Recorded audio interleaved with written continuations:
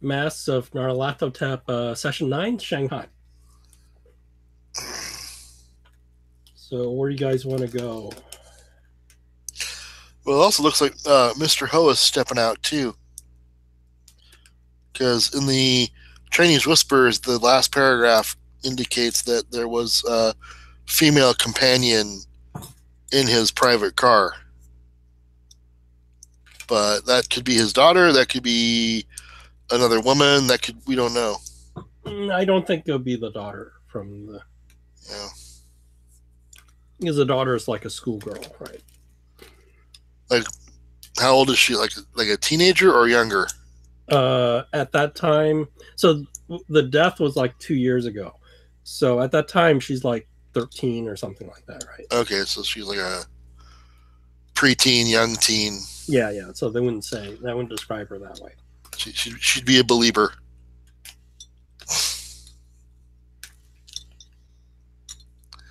Um. Okay.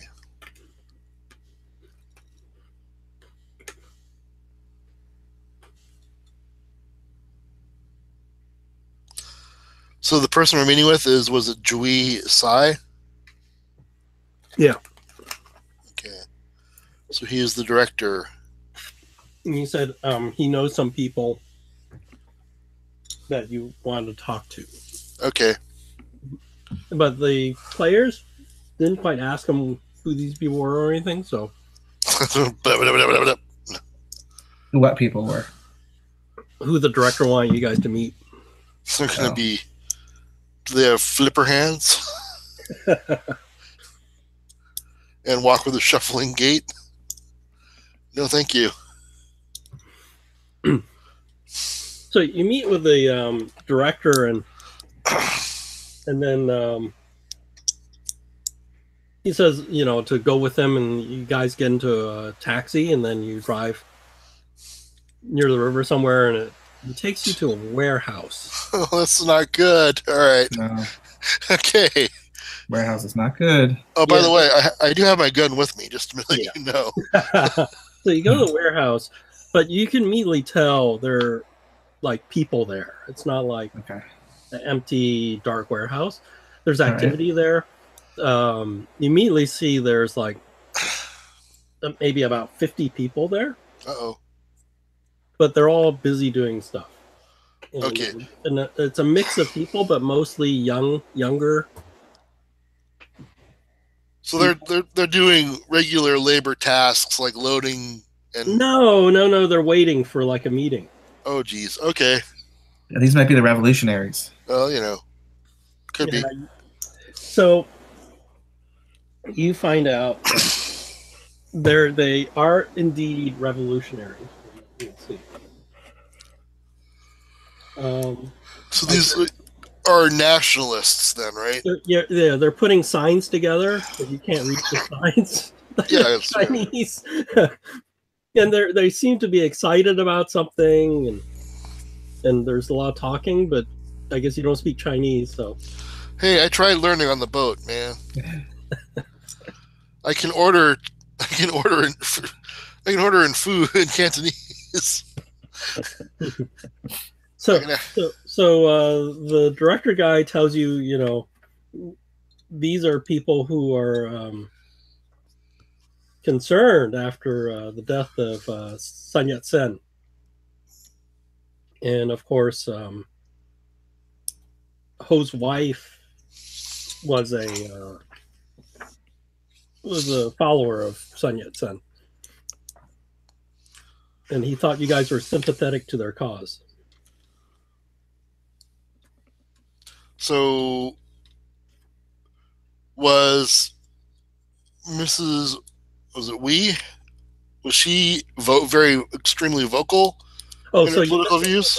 So because of her opera singing and stuff, and she used to sing the nationalistic songs, at one Yes. point she was very popular, and they used to play her records all the Okay. time. And basically, they used to play her records as part of not their anthem, but it's almost like Inspiration. inspirational songs and stuff like that. So I mean, all I'm trying to understand is what it was that drove her out of the limelight. Is that she seems to have had something happen that was viewed as negative and by the Oh, press, and she's no longer the big star that she used to be. oh well, she's dead for 2 years. Well, no, well, I mean, she's dead now, but I mean, before that, I'm getting indications that she kind of was no longer viewed in a positive way, and that might have led to her taking her life or being killed. Or Yeah, so you may want to ask people about that, but it may be a touchy topic here, where they like her. So hey, your ex-girlfriend, how is she in bed? Yeah, or hey, you got dirt on your hero. Yeah. Yeah, what salacious things was your hero doing? How many? She was involved. She was active. She was active with the movement. So she was not just a. She was. It wasn't one way. They weren't just listening to her. She was going to meetings and stuff, right? Mm-hmm. Yeah. I heard she was banging commies left and right. What about that? And no, I'm not going to do that. No. All right. So we are at the warehouse. There's the gentleman who we've come to see, and there are 50-ish people Yeah, around. young. I would say more than half are young people, like college student type age. Mm-hmm. Okay. So he wants us to listen to these people or talk to them, or yeah, he thought you were. For some reason, he thought you guys were interesting and wanted you guys to come here. Okay. Geez, how to broach the subject. I mean, it's like, because these people don't know anything about cults. They just their cause is totally different. But well, I mean, if her death was not natural, if it was not self-inflicted, or then obviously somebody got her out of the way for a reason, and I want to understand what that was and try to find out who did it, because it might shed light on our own problem. Yeah. Because we might have a mutual enemy, and these guys might be helpful. Oh, especially because they're revolutionaries, and yeah. I mean, I'm thinking like sieging the island, maybe. Yeah, we're gonna have the whole end of the movie, James Bond assault on the island, and we might need these guys if that turns out to be what we're going to be doing. At least for distraction. So the director is with us, and I turned to him, and I tell him, hey, we're really interested in shedding light on what happened to Mrs. Wee, what actually caused her untimely demise, and that's what we're looking into. Is maybe something here overlaps with our own investigation of things going on that we might have common cause. Well, he says that is in the past now. Best to see her in a positive light. Do you believe her death was accidental, or was it caused by someone? She died of illness. Yes. So the official record says. Do you know anything about her husband? Her husband isn't exactly who he says he is. He is a quite wealthy businessman. Yes, with the means to cover up.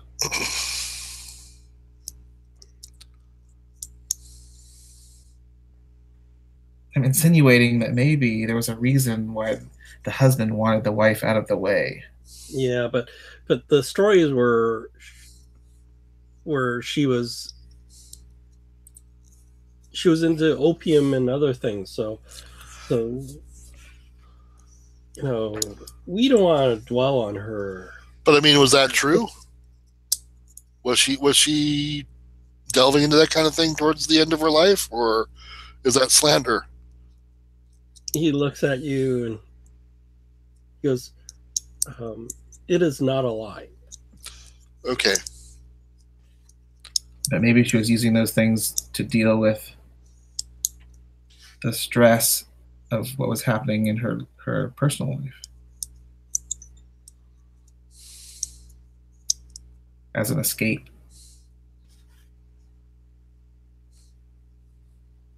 Maybe, maybe. So you see these young people here. They're making signs. Yes. In Can you read? What do the signs say? Translate some of them. Oh, it's like let's see. A slogan says "Firm study, firm belief, firm practice, firm action."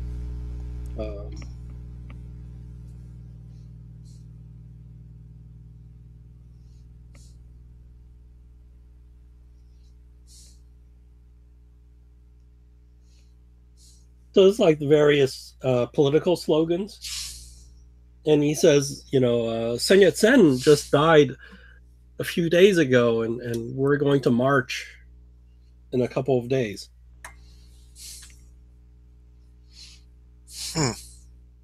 We will protest the most corrupt elements of Shanghai.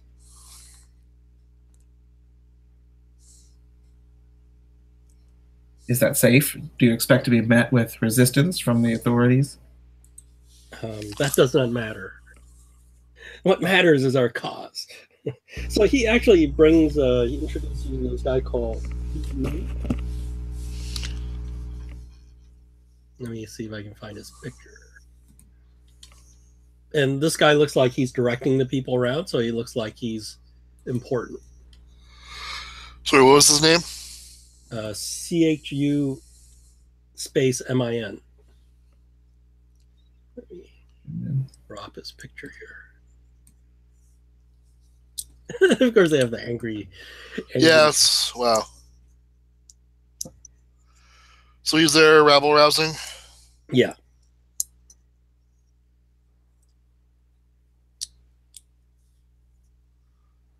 Okay. Is he speaking in Chinese or is he speaking English or both or what? He's speaking in Chinese, but the director guy will translate. Yeah, what's that guy saying? He sounds really excited. Yes. He says it's time for action. And we will march in a few days. I think end of the week, probably. So. Huh.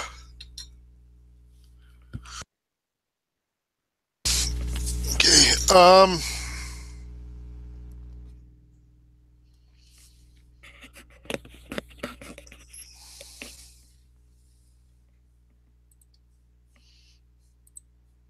He does not want to seem talked about her at all. No, he's more interested in. I mean, who do you want us to talk to? I mean, well, it seems like you were interested in Wai Ching Lai and what she was doing, and I thought maybe you were sympathetic to our cause. Well, I mean, we're not unsympathetic. It's just we are more interested in shedding light on what was going on with Mrs.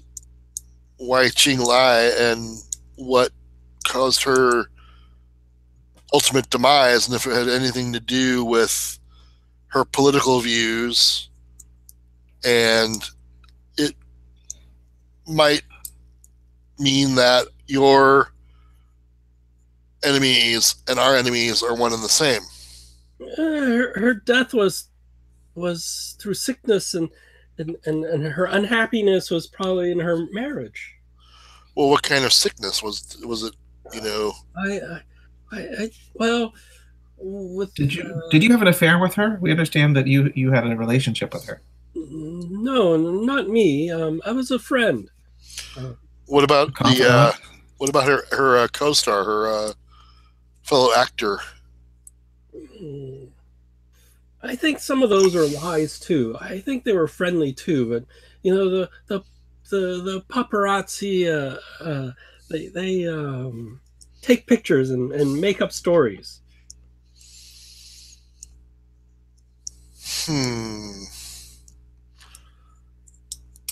Have you heard anything about Dragon Island?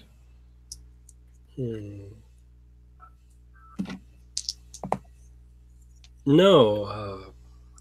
What is that?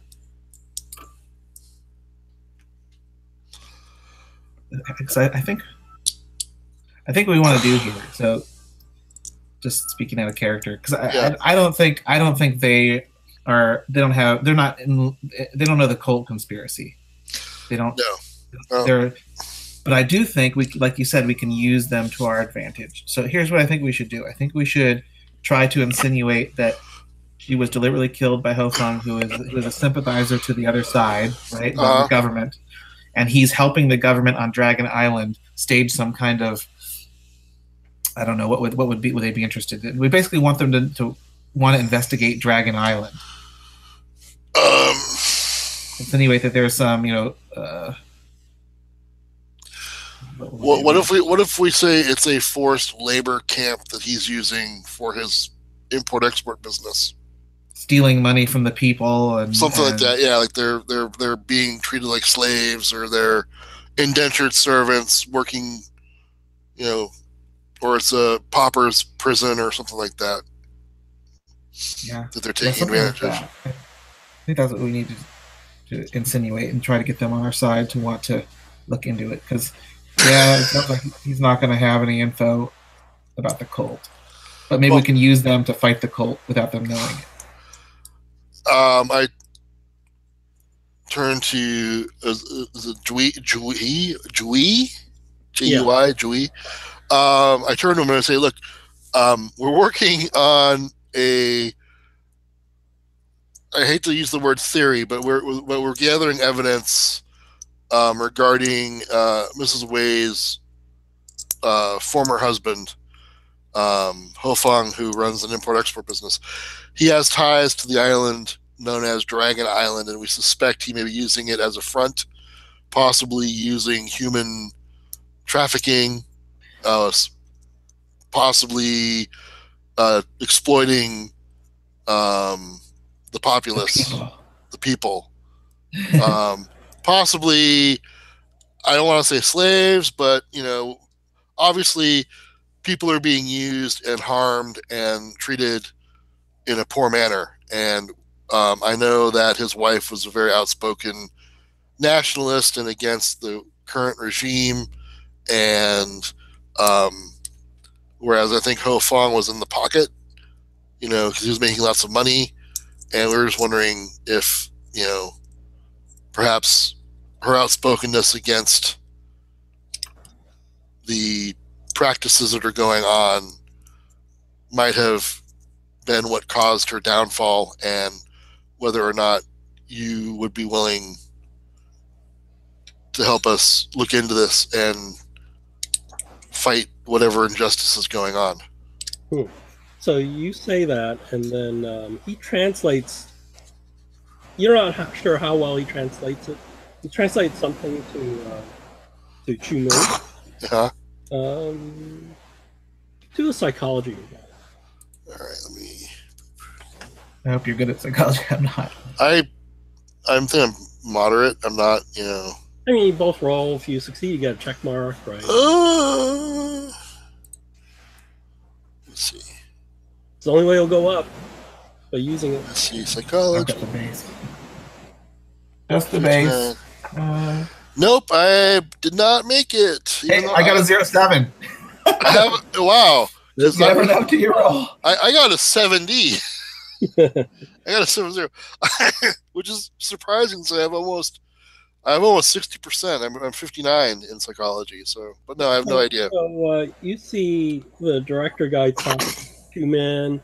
He's talking to him, and he's like listening and not listening, right? And then at one point, you notice that suddenly, like, he's paying attention. Unfortunately, you don't know what he was telling him, right? Yeah. And then these psychos are gonna. Yeah. And then he talks to the director again, and then the director, they say a couple more things. And then the director goes, Chu Min says what you say may have some merit. He will look into this, and he wants to know how to contact you. All right. What do you want to? How do you want to contact us? Yeah. I mean, we're at the hotel, but I don't know if we want to give too much info. I mean, do we have a backup hotel, right? Mm-hmm. Yeah, we do. So if things go wrong, we just move to the backup hotel. So yeah, I'll give him like information like how to reach us through the hotel. Okay. We're staying at whatever the Shanghai Arms or whatever. I don't know what you call what hotel we're at. The Marriott Shanghai. I don't know. But and oh, you guys have a room at the Astor, and in your backup hotel is the Palace. Okay. Well, I'll give him the Astor address, not address, but that's where we're at, and that he can reach us there. You can leave a note at the front desk, and we'll get it. Okay.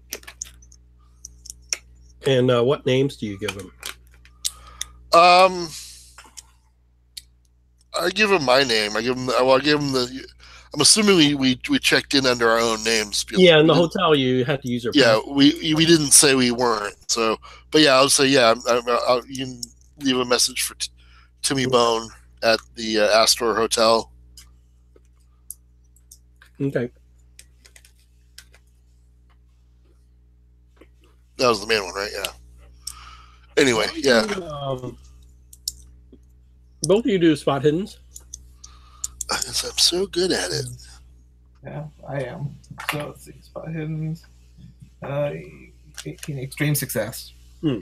That was my bonus. Oh yeah, I got it hard. You notice that Chu Min actually has a concealed weapon. Oh, I wouldn't put it past them. Yeah, I mean revolutionaries there. But it's definitely illegal. Just like your carrying is definitely illegal. So they'll be able to help us get weapons when we need it. That's cool. Yeah. And you look around and you notice that not everybody has a weapon. It's actually really rare, but you do notice like one or two other people may have weapons. Okay, so I kind of so only he can hear. I motioned to the director to bring him over, and so nobody else can really get in on this. I would say, hey, look, there may come a time where we need to get our hands on explosives or weapons to help take down our common enemy, and I don't know if you guys know anybody who could help us procure those. So he looks at you a little bit, and he goes, some friends told me your other friend who is not here today, Madame Doom? Yes. Heard that maybe she can get a hold of something like that through her friends. Well, her friends are my friends, so I'll let her know. and in that case, we are also interested in the same thing. I will pass it on to her next time I see her.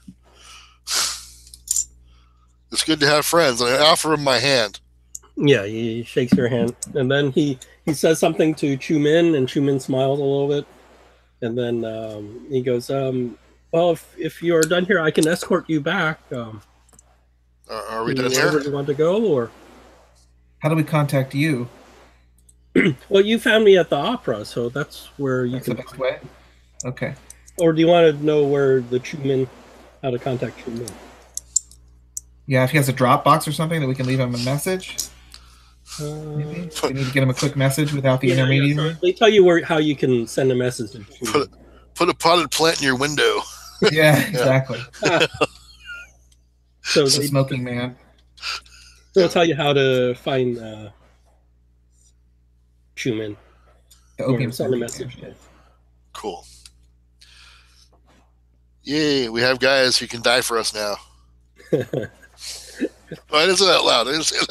You mean that we can send to their doom, thinking that they're fighting another evil? Well, they'll be the decoys. They'll be like the. Hopefully, they'll be more effective than the mooks that we had with us when we stormed the beaches of the island. Yeah. Then just go, oh my God, run away! Yeah. Well, that time, I rolled their sand checks and they blew it. So. Well, to be fair, they were huge, big dragon-like things that were landing, and you didn't tell them that's what they're going to run into. I didn't know we were going to run into that either. It's like, that was surprising. I was like, whoa. Nazgul, oh my god. Yeah. We didn't sign up for this. Yeah, pretty much.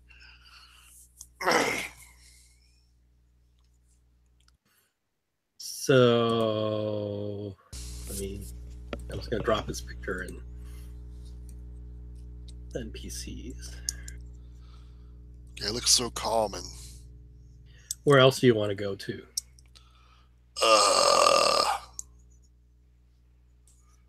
What was the other thing we had coming up that we had to take care of? We were going to meet with somebody on the next day, right? You had something else going on, something else cooking. Yeah, like was there someone else we're going to meet? I don't know if there was another person.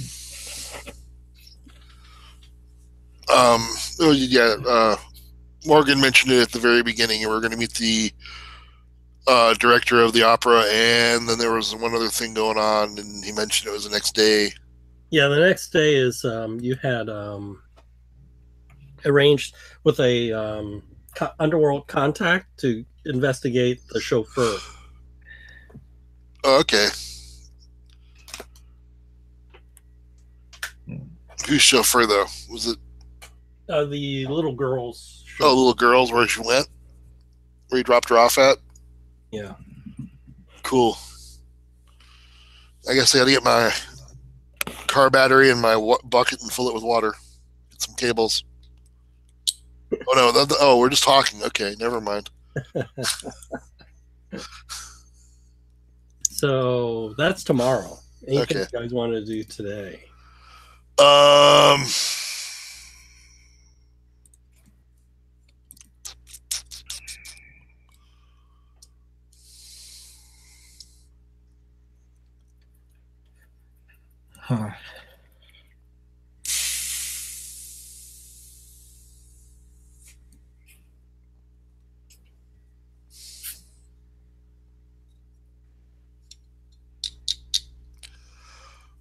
We have Alfred Penhurst, who's the owner of the boat Dark Mistress. Mm-hmm. Yeah.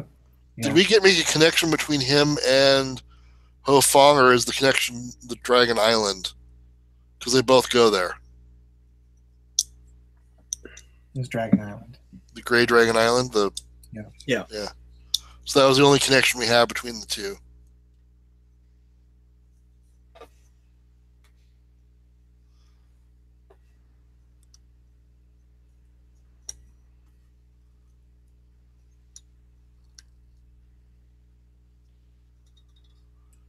I have in my notes the name Charlie Gray, saying that Jackson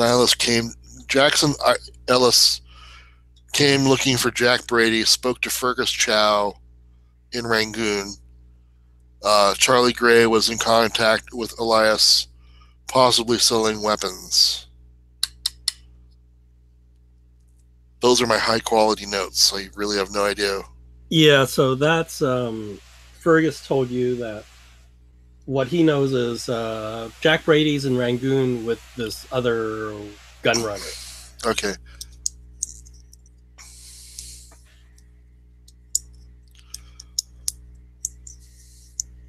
Now, was Brady one of the people that was part of the original expedition? He was the bodyguard of the brother. But Rangoon is like... it's Siam, That's like more than a day's journey. Yeah. It's like going to Myanmar. It's Myanmar's now, these days. So. That's like totally in the wrong direction of where he was. It doesn't help me. That's not in our I'm an American. I don't understand geography. I don't know where anything is.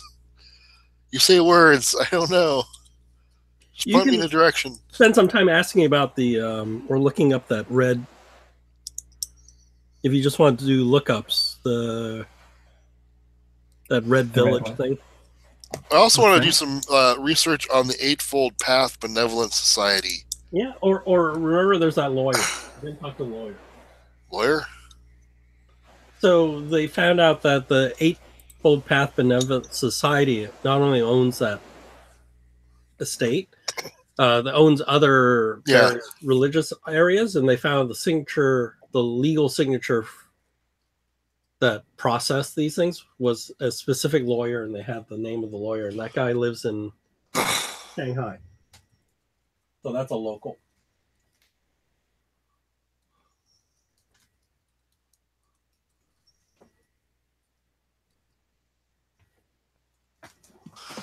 So, I almost dropped my books. I need our table. Too many books and stuff. When you realize your table is also a pile of books. Yeah. It's a table made of books. We put books on top. So do we want to... So that guy is named Tang Langfa is the name of the co-signatory for the Eightfold Path. Tang Langfa? I don't know if you want to talk to him. I mean, you could talk to him, but, you know, you guys being so paranoid. Not paranoid.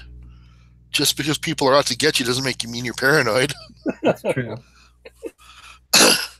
Just because you walk down the street, look both ways, go through a door in the back alley, you know, double back on yourself, doesn't mean you're paranoid. So there's that guy, or if you're afraid of contacting him now, you can wait till tomorrow and talk to the guy that you hired to look up the chauffeur. Oh, it's called the Red Fox Village. Red Fox Village? Is that where the house is that the daughter's at? Yeah.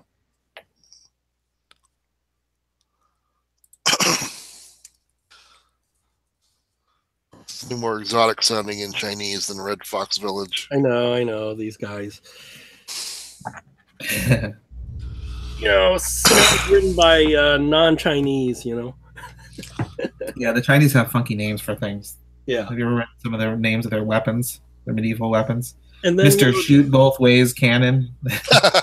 But, you know, if you go and look at a Chinese restaurant, my mom confuses me because she calls the Chinese restaurants by the Chinese names that you see on the building. That is not the same name as the English name. Most of them. Oh, no? Really? They're two different names.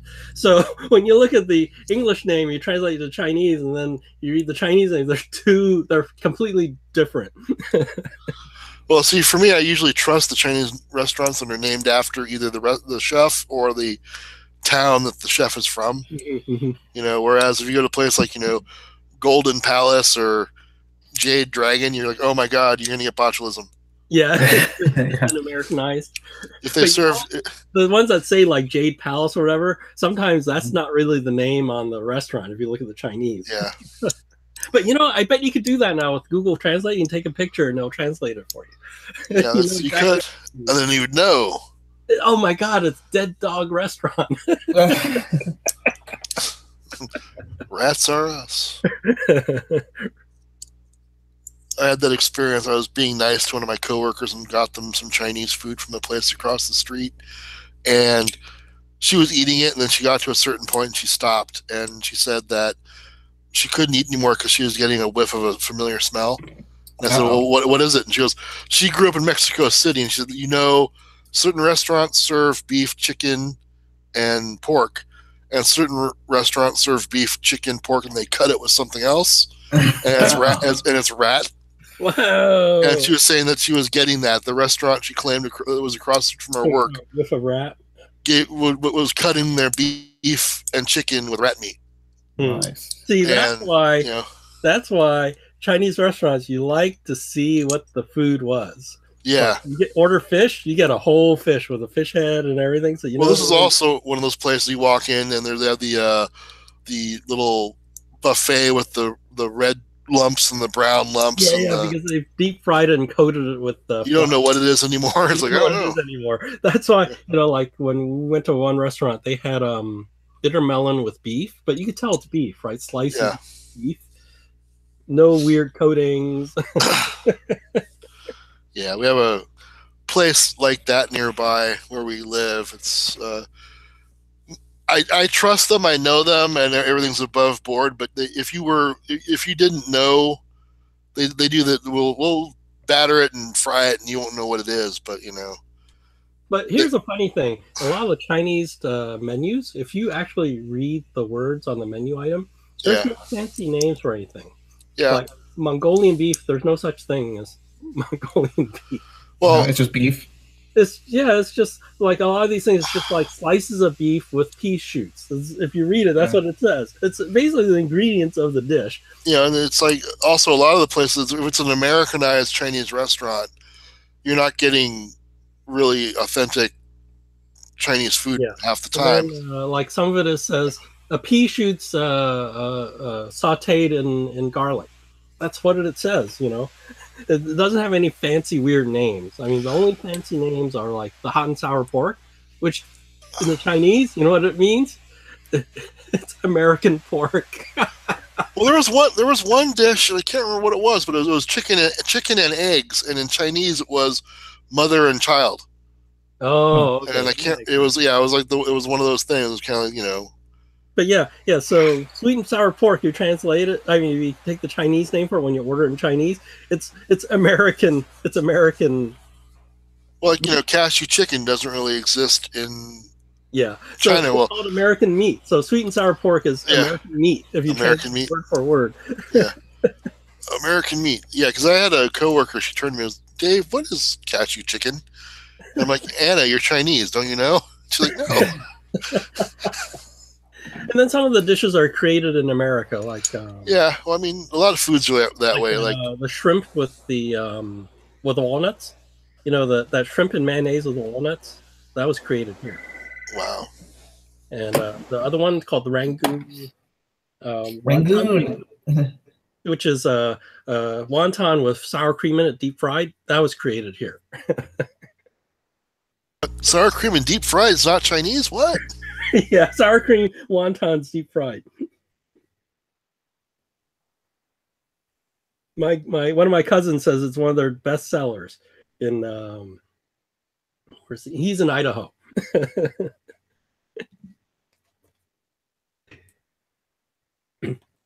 So anything, or you're just gonna hang out until the next day? Well, I speak English good. I mean, what if we go see the lawyer? What would we want to ask him? He might not know. About, like, if we're not, that's not laying low. I'm just worried that word will get back to Ho Fang, because this guy's work for him. Yeah, I don't want to do anything that shakes the boat too much, because we don't want to have any assassins show up. And so you could, like I said, due to paranoia, you can skip that till later. Yeah, due to paranoia. Due to paranoia, today's game has been canceled. Nobody trusted anyone. No, I can wait, and we can talk to the chauffeur and ask him, stuff. So, so I was talking to Dave V, and he said he has a standing order to look for people tailing you guys now, where you guys didn't ask before. So yeah, because I think we're trying to get attention. Yeah. Why don't you roll your spot hidden, because you gave me the standing order. All right, spot hidden 61 bonus die 71. So I made it with a standard. A regular. Yeah. Regular. So you noticed today, like, you didn't do much. You went to this meeting, then you went around, and then you went back to the hotel. Maybe since you guys aren't going anywhere this day, right? Yeah. You went to some restaurants and stuff. Nate, you notice that you now have a tail, but it started after you left that meeting. Well, could be the government. Could be. I'll let everyone know. Okay. Do you want to try to lose these guys, or? It's just one guy. It's not like a whole bunch of, and they're not that sophisticated. They're not doing the switching off type of thing. We definitely don't want him to follow us back to the hotel. No. I don't want to be too obvious. I want to see if I recognize them, or if they have the appearance of the people that we saw working on the boat that one time, the Why don't you roll? I think that's an int roll. Why don't you roll an int? Oh, Matt just shot a message saying he's not going to be joining us. It popped up on my phone. Okay, so do an int roll. Do I have any? Okay, I get a bonus on that because I'm sharp-witted. Hey, hey. All right, let me roll that.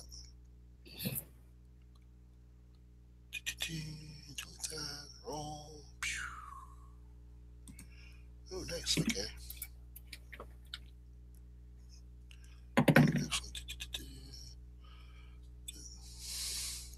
Roll the. Oh, you suck. Even with the bonus die? Even with the bonus die. Yeah, you don't know. It's just maybe he's too far back. All right. Tell, or he has his hat down over his. my dice, they fail me. All right. So we want to try to lose this guy before he. I mean, we saw him when we came out of the hotel, or we saw him when we left the meeting? No, you didn't see him coming out of the hotel. You saw him when you left the meeting. Okay, so we don't want to go back to the hotel right away. You guys can roll. Who has the worst stealth? Mine is really bad. It's 30. I thought it was higher than that. I have a 30, so I'm probably the least. Or you could split up. I mean, I don't want to split up because that's how you get killed. So who has the worst? I guess you're worse, right? Like I said, I have a 30. I think I might be lowest. So you want to lose them, you have to make your stealth. All right.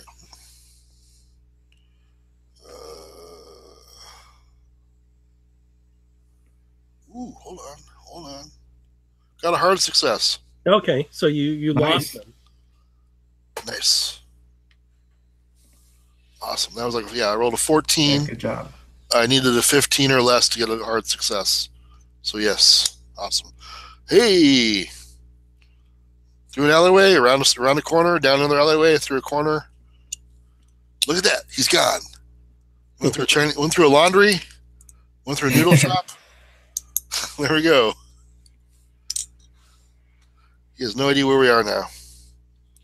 All right, so we're gonna go back to the hotel and sort of rest up and then go meet the chauffeur on the next day, or okay. Actually, how much time do we have left in the day? Because I might want to see if I can get to a library and research the Eightfold Path, newspaper clippings or whatever on them, and get any information about what their political leanings are, whether they do good works or what they're known for. If there's anything that strikes me as sinister.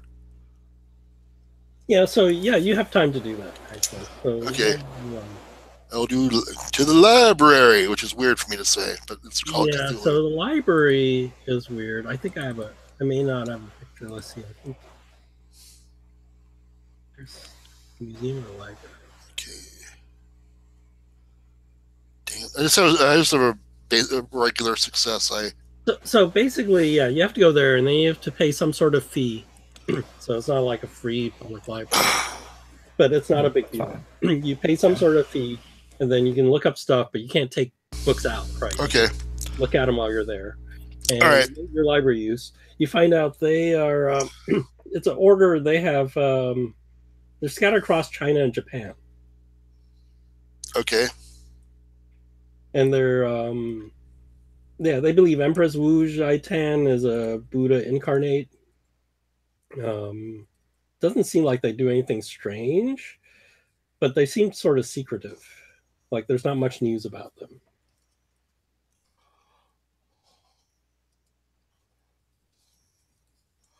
How old are they?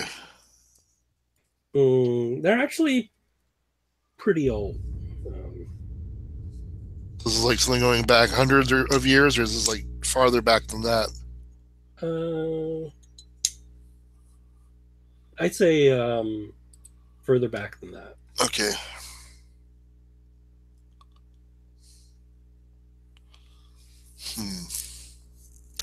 And I mean, other than their belief that this particular empress is a Buddha. Is there anything else about their belief system? Like, do they anything that gives me a whiff of they're connected to the cults, or?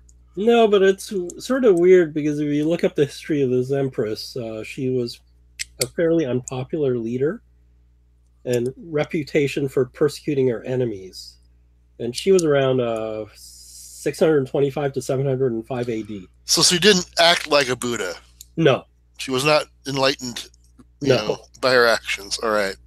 Maybe she became one later, Like, their story, maybe. I mean, what happened to her? Did she die, or did she, like, ascend to heaven or something, or whatever the stories say?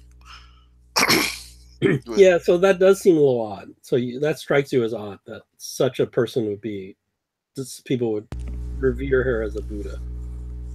Because usually the people who want to be a Buddha become sort of like a priest, and then they renounce worldly possessions and things like that. Right? But I mean, was she more infamous or hostile to her enemies than other emperors of China, or was she just average? And it's weird that they're picking this one person out because she didn't exhibit any qualities. Yeah, it's more like that. It's sort of weird. Didn't exhibit any qualities, and they decide that she's a Buddha, right? Like, Okay, so maybe.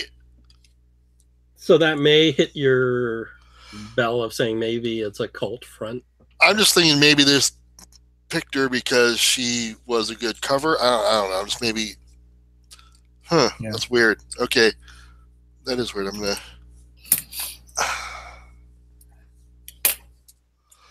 What was the empress's name again? Let me type it in. Dude, type it in.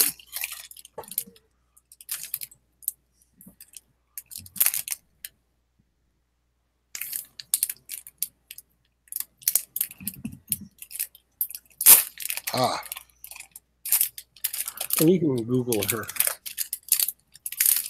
Google. She exists.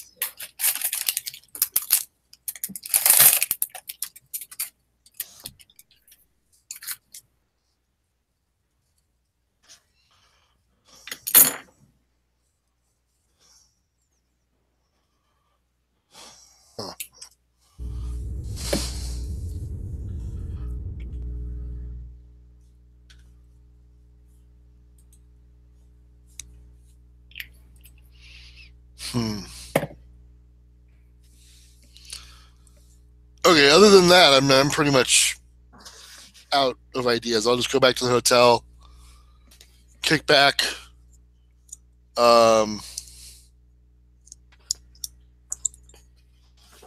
Yeah, so let's give you the chauffeur for tomorrow. So you go back to the that place. I forgot the name. The carnival place, and there's that food booth, and there's the contact. So this carnival place is basically like a permanent amusement park kind of thing, or is it just like it's a multi-story building? I think you'll see it. It's on my desktop. So the thing off to the right? Pagoda, yeah. It's 3 stories with a weird pagoda thing. Yeah. And it's on the inside, it's a bunch of stalls, and then the second floor is weird. There's no railing on the inside, even though it's the second floor. And then there's like a central stage where acrobats or musicians perform, like doing different things. And then there's it's like a giant mall, basically. But very crowded. You know how these Chinese places are completely crowded? Like things are hanging off the ceiling and rafters and being sold, and it's like a giant fire hazard, right? Yes. So basically, San Francisco Chinatown times 11. Yeah, basically. Okay. All right.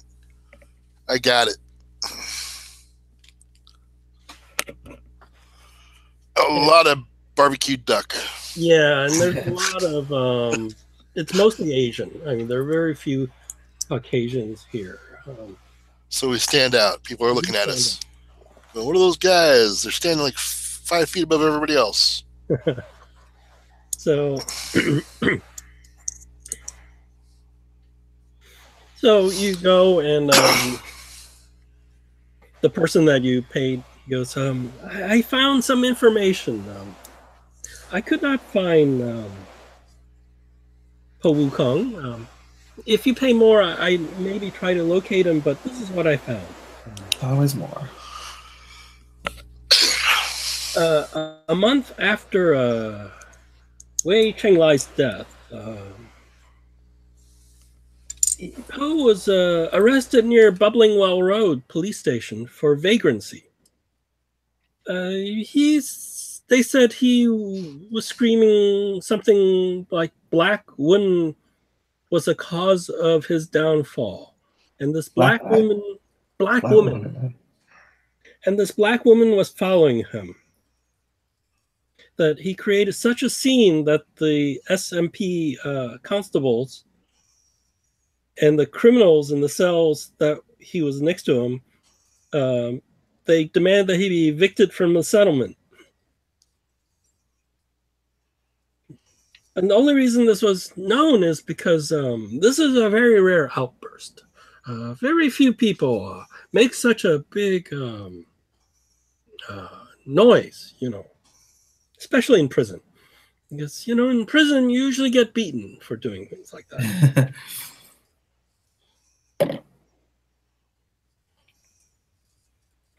And after that,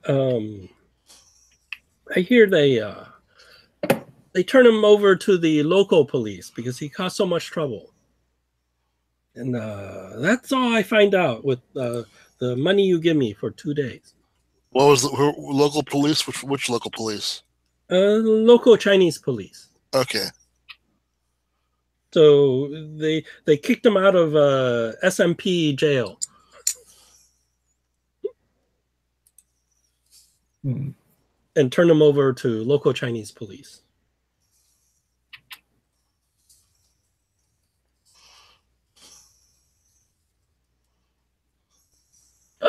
Maybe reason for vagrancy. After Wei Chenglai died, Ho Fong fired most of his staff. So the chauffeur was blaming his condition on the black woman that was chasing him? Yes, don't know what that means. But Ho Fong fired all of his wife's staff, which includes a chauffeur.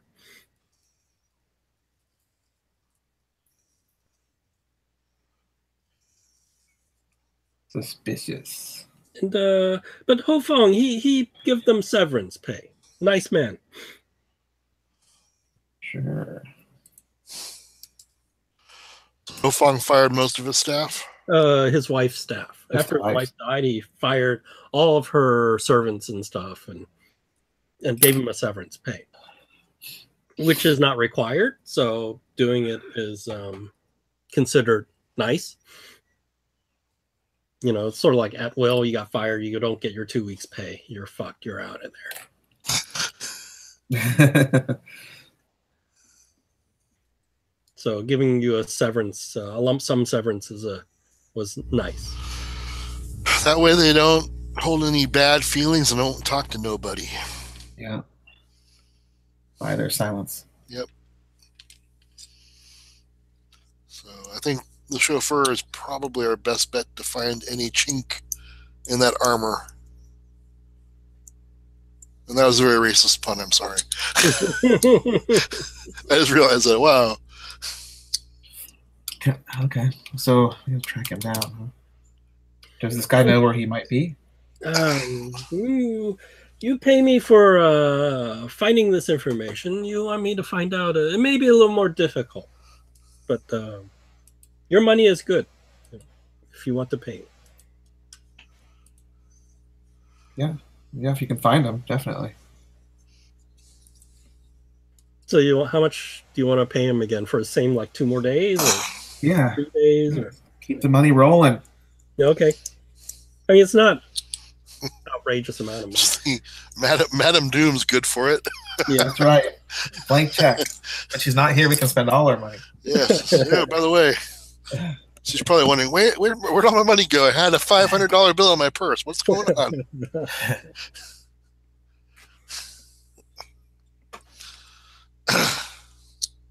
Yeah. So, all right. So he's going to go off and check that out. I think we might want to do a stakeout of the house we suspect the daughter might be staying in.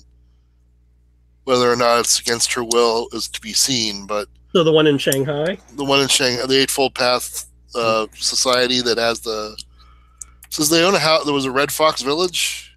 Yeah, that's the one that's owned. The Red Fox Village estate. Okay, is that nearby or is that like way out of town? So that's way out of town. It's basically a day trip. Well, we got 2 days before the little dude's going to come back with more information, so we can go and come back and be here in time. I mean, we can do some stakeouts, right? Those generally aren't going to attract a lot of attention. Like, yeah. You know, we like watching the warehouse would maybe good. See who comes and goes from the warehouse. Maybe going out to that house in the wherever that was, the owned house. Yeah, the Red Fox Village. Which you do get the address of Ho Fong's mansion. You can get the whole. Yeah. Ho Fong's mansion. Yeah, there you go. That's in Shanghai. We can just rent a car and we're just two Americans like on vacation touring the countryside. Yep. You know, that's our backstory. Yes, you know. We could be on our I don't know. I'm trying to remember how old my character is. I think he is. Well, he's 28, so he's a little long on the tooth to be a college student. So where do you want to go then?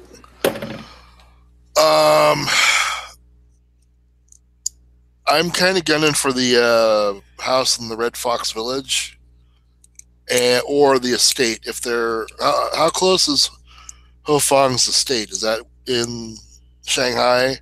Yeah, let me show you unredacted. Unredacted.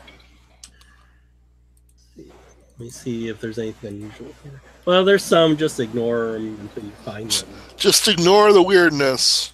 Yeah, just ignore the weird names. Oh, how come it's not cropping? Oh. That's so small. Yeah, I have to stretch it. Come on. Oh, it's rotated. God. Wait, I have to rotate it. Oh, on my view, it's not rotated. Yeah, that's a problem. Sorry. Let me drop it in my Google Docs and then drop it on the website.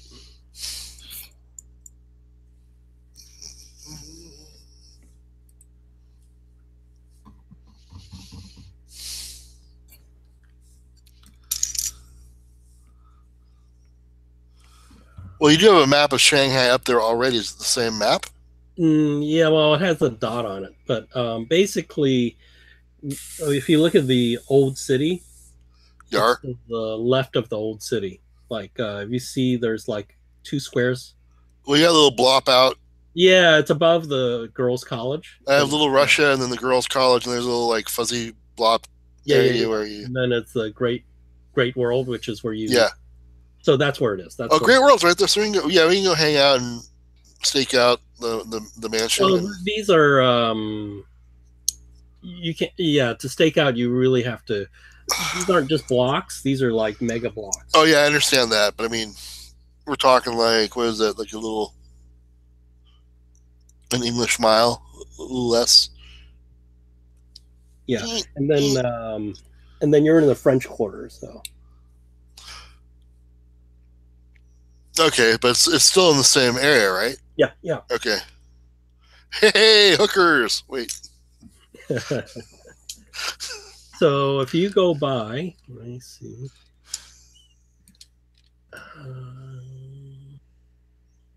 Where is? Oh, that's sad. I just got a little blip that Ursula K. Le Guin passed away. Really? Yeah. So this is Ho Fong's mansion that you drive by. Wow. Who's Ursula K. Le Guin? Huh? Who's that? Who's Ursula? She's a really good author. Science fiction author. Left Hand of Darkness. I don't know. Yeah. Didn't she also do the Earthsea? Yeah, stuff? Earthsea trilogy. Or science fiction fantasy. So she's really good, and she was really outspoken the last couple of years about Trump. He had her killed. We must investigate. Yeah, he had her taken care of. Had her Russian assassins take her out. Conspiracy.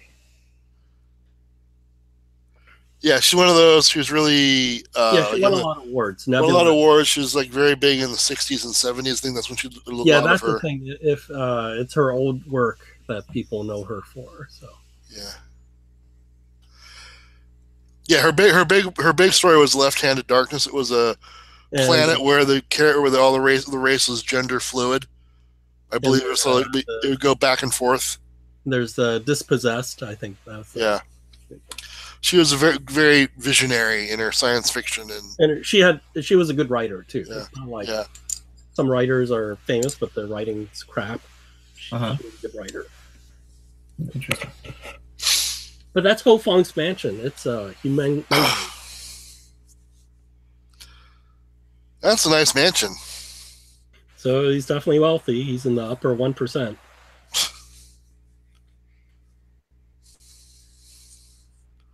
It's gonna be a hard mansion to stake out because there's a lot of angles. Are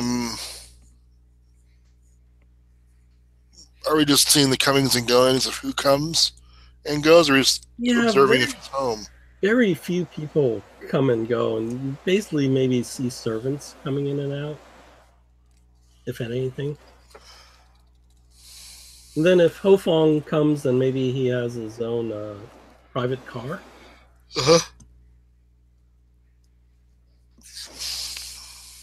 Let me see if I have a picture of Ho Fong. Well, you showed it to us before. Yeah, I think I...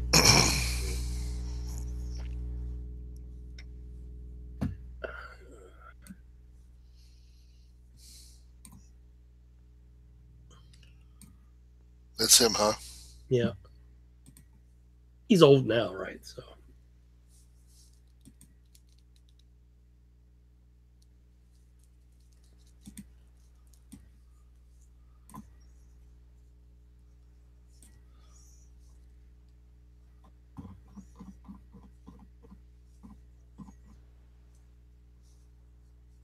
Yeah, not much. It looks like standard stuff going on in this place.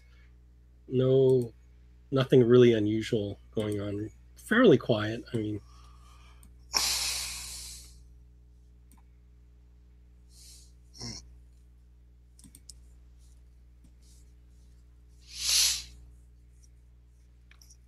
how long do you want to stay staking out the house? Well, I mean, how much time do we have? We don't want to use up all of our time doing it. Well, we have 2 days, so this is the first day. So, I mean, we can either stay here and then for a couple hours and then head up to Red Fox Village and see what's going on there and see if we see the daughter. And if we do see the daughter, we can figure out what to do. But we'll have to be back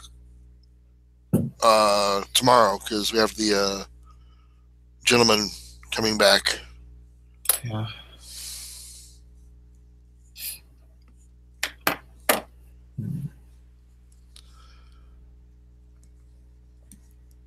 Well, what about the warehouse? Warehouse, I'm not too sure about because I mean, we might have to get in close to see anything because from the outside, all we're going to see is trucks backing up and getting loaded and leaving. You know, unless we're in there hunkered down from the inside, watching people moving around, watching them pack things up and get them ready for shipping. I don't see how we're going to see anything from the outside. So, Nate, why don't you do our spot hidden? Okay. 41 and a 41 is it? So, let's see. I think that's.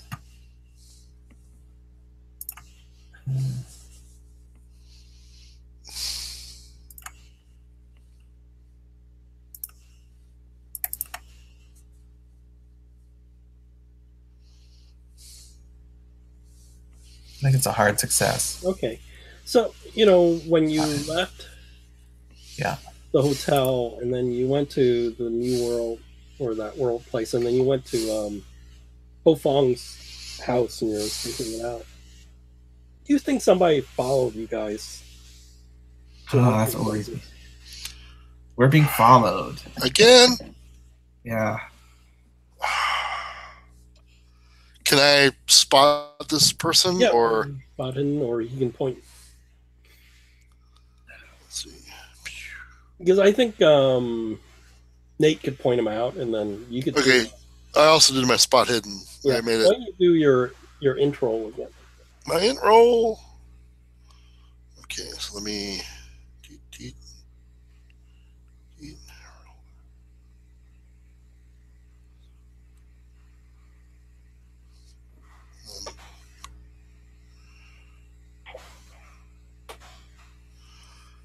Oh, I'm going to spend some luck. I'm going to spend 3 points.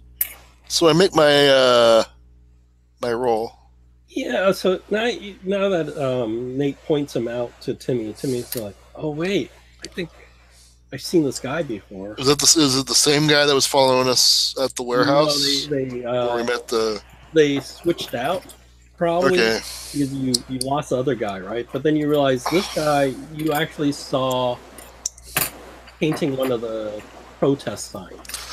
Okay, so I say that's one of the protest guys. Okay.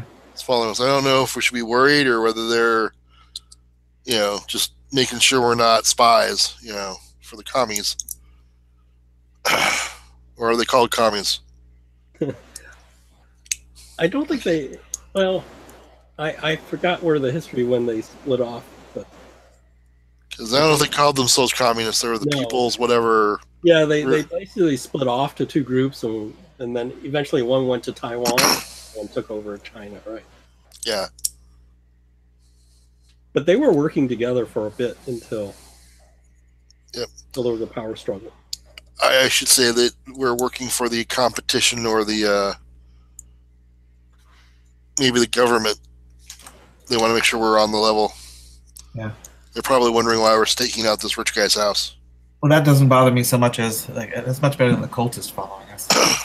Well, we hope they're not cultists. True. Don't want to sound paranoid, but we don't know who to exactly trust until they reveal their colors. But I hope these guys are on the level. So, do they notice me noticing them, or do they just kind of they're just oblivious to the fact that we've caught on that they're standing there? It's the I hope they didn't see me. I'm doing my thing. Look, right? It's like, hey, you're holding your newspaper upside down. You know that, right? So I don't think we can do a whole lot about it. No. Right? No.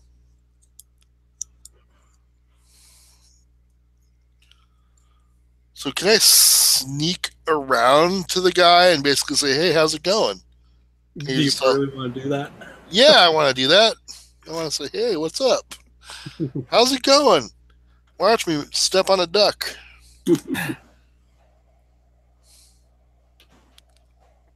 Oh, yeah. Oh, yeah. Not only I stepped on a duck, I kicked over a bunch of garbage cans and stepped on a cat. So you start heading towards him, and then he sort of quickly ducks into an alleyway. Okay. Well, what are you going to do? Who put all this bubble wrap on the ground? That'll mess it up. Yeah. Why am I wearing clown shoes? Why am I wearing... How the hell did I wear my bell pants, man? Jingle, jingle, jingle, jingle, jingle. All right. Yeah, I have a 30 in stealth and I rolled like a 94. It's like, yeah, it's not going to happen.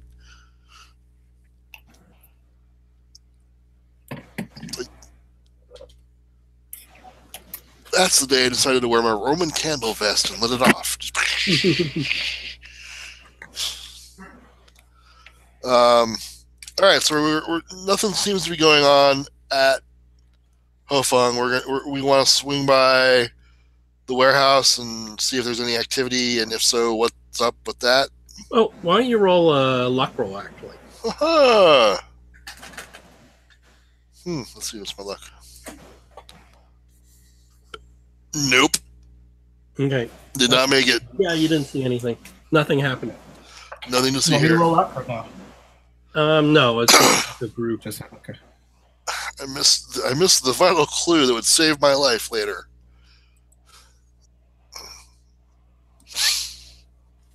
Yeah, you stake out for a while and an hour or two, and you don't see anything unusual.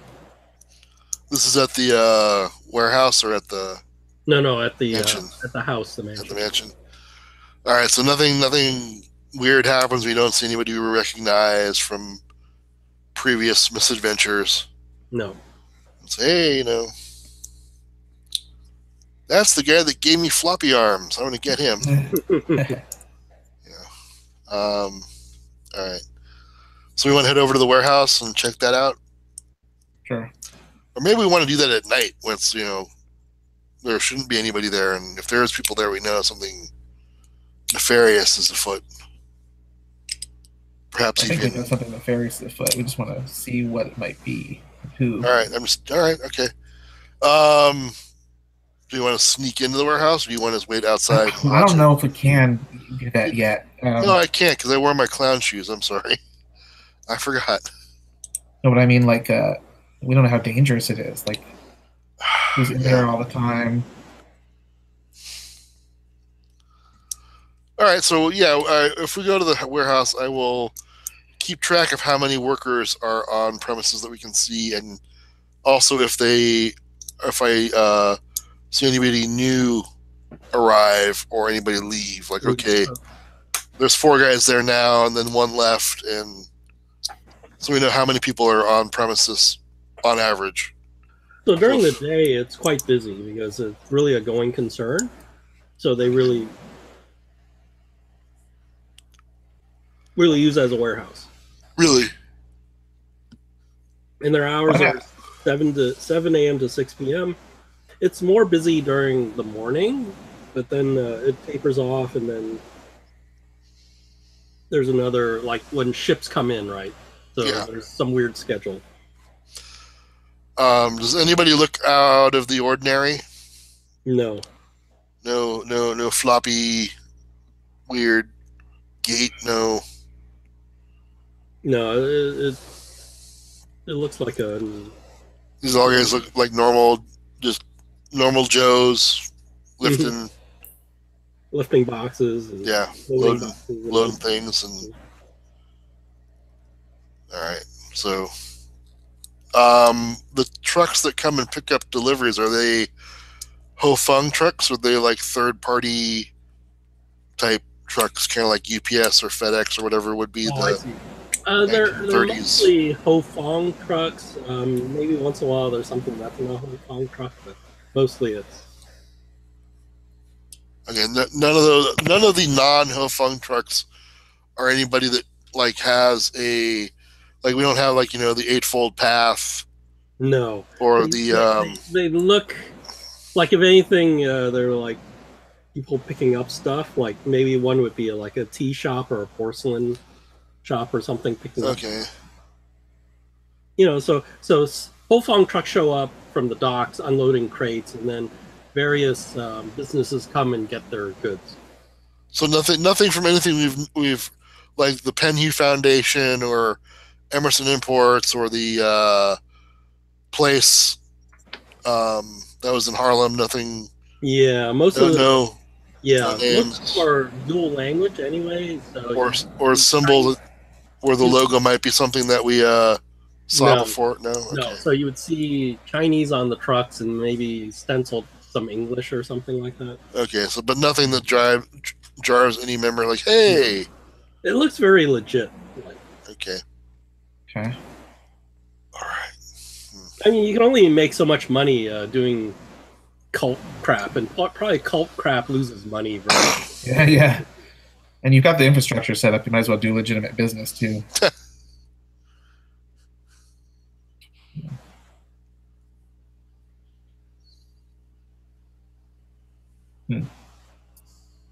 Well, shoot, I don't know. Yeah, I think we kind of spent the day between the mansion and the warehouse. That pretty much takes care of day one. Yeah, when you go to the warehouse, you notice your tail followed you there too, and watched you watching the whole falling warehouse. Okay. At least they're verifying that what we said about who we're suspicious of.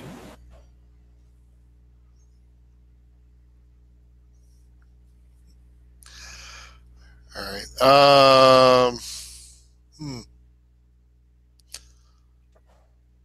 So I mean, other than going back to the hotel and calling it a day, the only thing on my to-do list is to go to the that village and check out the house, kind of reconnoiter it, scope it out, see if we see the daughter, or see what it is. If it's a sanitarium being operated by this religious organization, or if it's just a house they own and they're renting it out to regular mooks.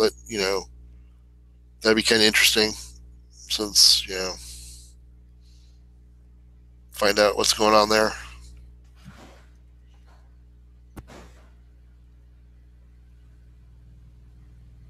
Since we don't have anything else. Yeah, I've got nothing else. I got nothing.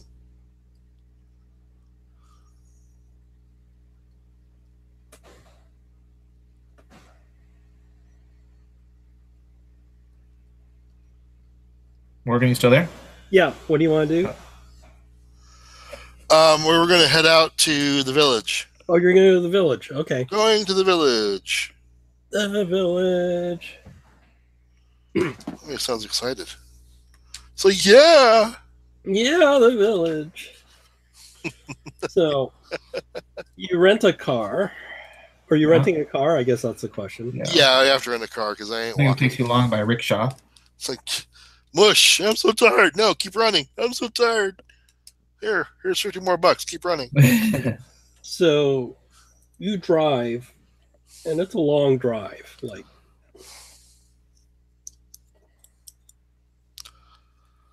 I mean, we have a day to go there, check it out, and come back. And then we'll meet the other dude when we get back in the morning. That's my plan, or my hope. Who has the lowest luck? Maybe me. Yeah, why don't you roll your luck? I got a 47. Out of, I think it was 75 originally. Oh, okay. But anybody else, I don't know who else is 47. Of the group, I think there's lower, but I don't know what it is. I'm just you two, right? You're the only two here, so. All right, so I'm rolling. Okay. Ha! 33. Made it. Okay. No problem. Otherwise, I'm going to have you run out of gas. And you can't read the Chinese gas station market? No, because you realize there's no gas stations going out. It's like in the Chinese tank, it goes from the other direction. So instead of going from going out means full. You're driving out to like nowhere, and you think about how many gas stations do you think are out in nowhere, right? Especially in this time period. Yeah, you carry gas with you. You take jugs. So anyway. Yeah, that's what we did. We took jugs. That's what you do. But you made your luck roll, so you didn't run out of gas. So there's this village you go up to. The deliverance music starts playing. And this village is along a river. Okay. Is this gonna be like one of those places where the Eightfold Path or whatever owns the whole town?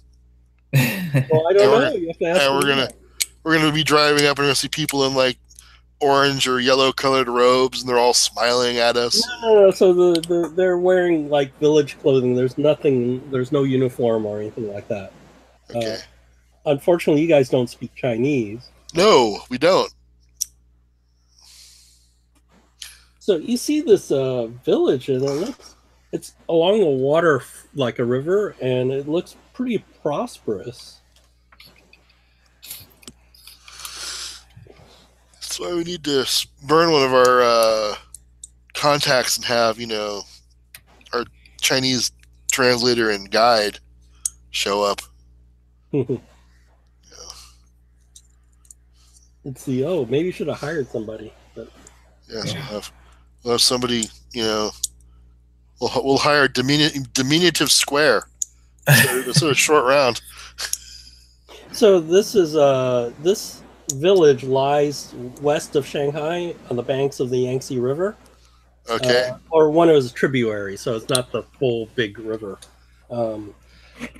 It's mostly flat with trees, rice paddies, farms, temples, rundown hamlets. The drive is 8 hours, which I would think you actually wouldn't have much gas. But and you definitely have to carry it. Yeah, we carry yourself. We brought extra. Hey, I have a camera, so I can pretend to be a tourist and take pictures of things. But I can also take real pictures because we have take pictures of the house, take pictures of the people. So when you take pictures of the girl if you see her. Get to the village. There's small canals and stone bridges, and the village is backed by bamboo forests and rising hills.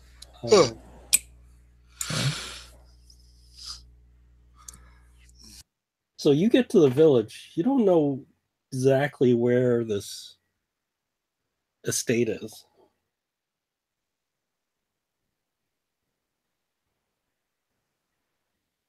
So we have to ask around.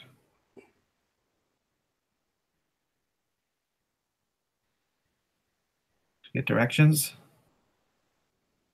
You know what's funny? Okay, you get to town.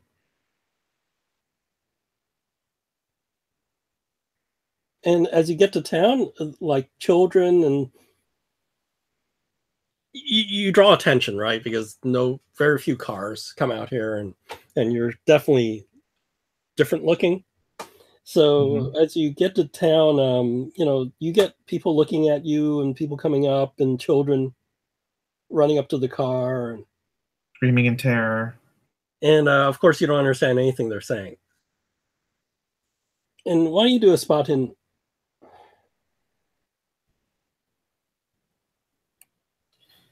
Okay, 47 and 67. So 47. So success. So what's weird is you've been driving through this rural area, and then you get to this town, and you see a telegraph line running out of a building that looks pretty modern.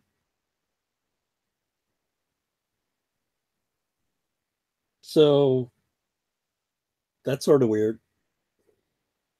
Why is that out here? Like someone needs communication. Yeah, so there's a telegraph line on telegraph poles out of this small podunk village. Yeah. So someone out here needs to be in contact. Most of the buildings are timber with red tiled roofs. Can we follow the telegraph line and see where it goes? It's all above ground, right? Long distance, right? It's above ground and it's going long distance.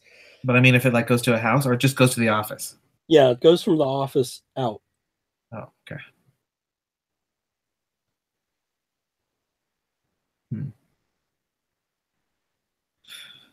Well, so how do we find out where they're getting the telegraphs? Everything's one story. The only thing you see two-story is a Buddhist pagoda on the far side of town. And when you pull out your camera and take pictures, some people staying there suddenly like shy out of the way. You don't know why. Steals your soul.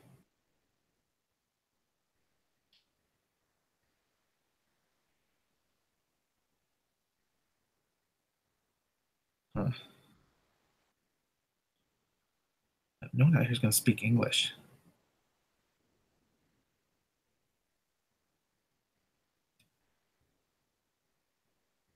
how will we go about finding that house? We don't have an address, or do we? We do have the address. We just don't know. Yeah, you have the address, but I mean, you're in the middle of the village, and it's very clear the estate's not in the village, right? Yeah. Do we know how to speak the address? Like, why don't you guys? I'll let you, who has the lowest luck again? Why don't you do a luck roll? I'm off. Sorry, I thought I was on. I'm here talking. I'm like, no one's hearing me. Oh, right. Were you gonna do something? Yeah, I had a few things. I was just blah blah blah blah blah blah. They're ignoring me. Why? They're being rude. They're just ignoring me. No. I was going to go to the telegraph office. I was going to drive to the telegraph office and find out if the guy inside speaks English, because unfortunately, no. Okay, because hey, it was an educated guess, because technical proficiency also means they might be bilingual. Yeah, but there's slips of paper, and it looks like a sort of like a Chinese version of like a telegram papers and stuff. But okay, so the guy behind the counter looks at me and I say, "Hey, do you speak English?" And they go, He shakes his head. Yeah. Potato. All right. He says something which you don't understand. Dang it! I wish that Chinese took. Okay, so I guess we're going to follow the telegraph line by car?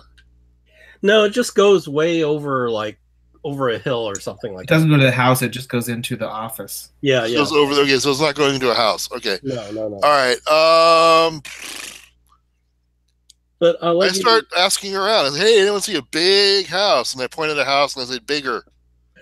Bigger. I'll still let you do a luck roll. So you have the lower luck, right? I believe I do. Let me roll a luck roll. No, I didn't make it. I don't make it. So yeah, you're going around. People are like, these guys are nuts.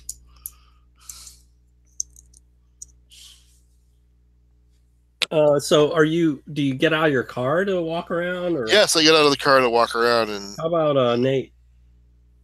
Sure. I mean, let's look around. Yeah.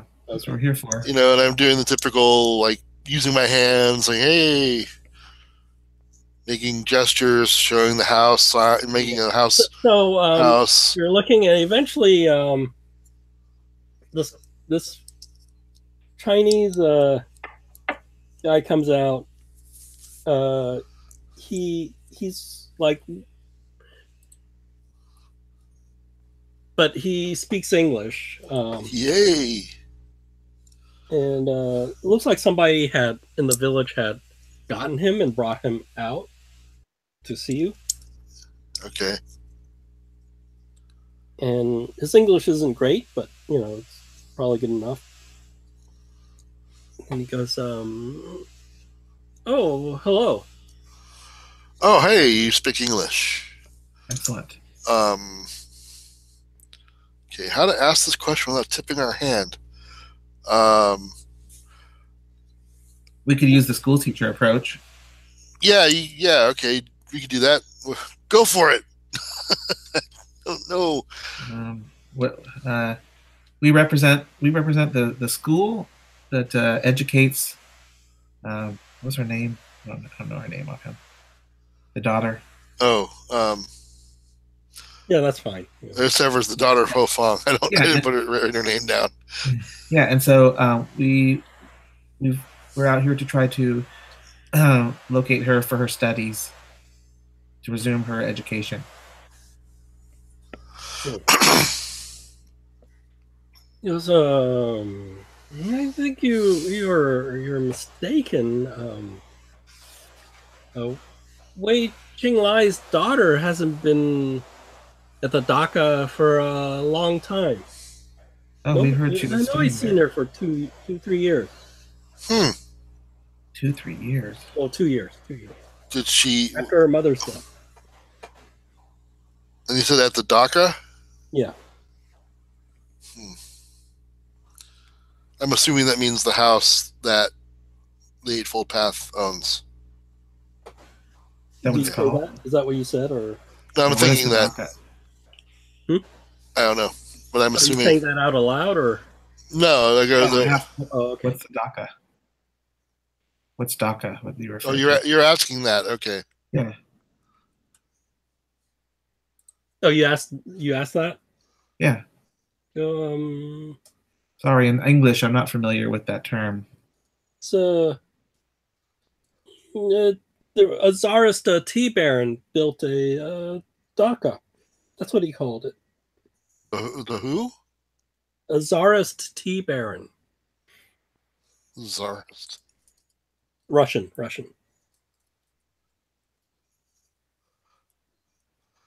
And DACA's the name of a okay, so the DACA. Okay, where is this DACA? Oh, and he points to a road. And he goes, "Oh, it's on that road, half a mile up. You will see it has high walls." But you know, daughter not been here since mother died. Where'd she go?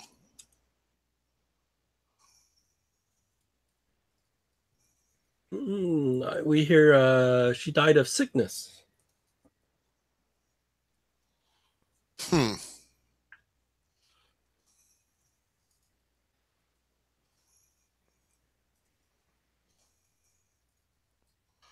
2 years ago?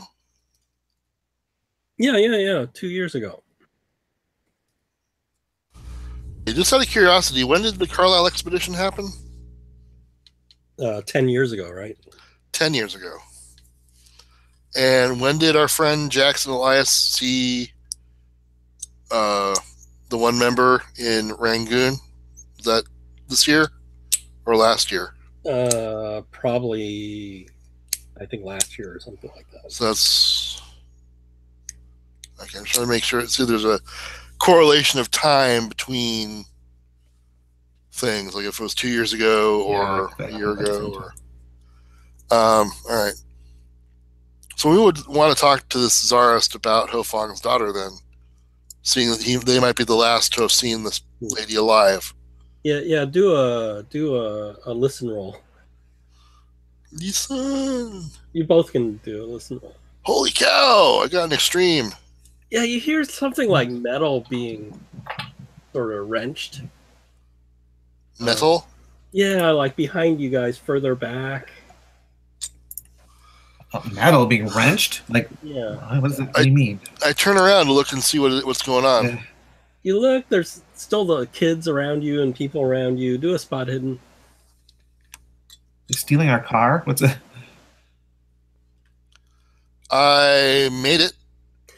Yeah, so further back, you think your car's missing some parts. Holy cow, what? Rascals. I turn to the person I'm talking to. Excuse me. I run back to the car. What's going on? What's wrong with it? Yeah, it's missing the fender, one of the headlights, and then like the spare wheels. The spare wheels gone, and door handles missing. Dang it! Shit. And some kids are running away when you came up. Are they carrying what's missing, or can I see? Yeah, do another spot hidden. Mister, we'll sell you parts. Yeah, I made a hard success. This little kid has like the fender, right? And he's like wrestling. It's bigger than he is. All right, I chase after him. Come back here, you little shits. I grab the fender. Roll your dex.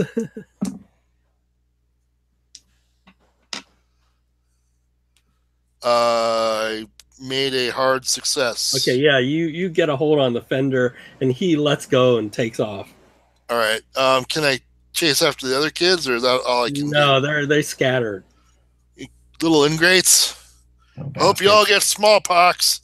And I walk back to the car and put the fender in the back seat. Can't trust nobody.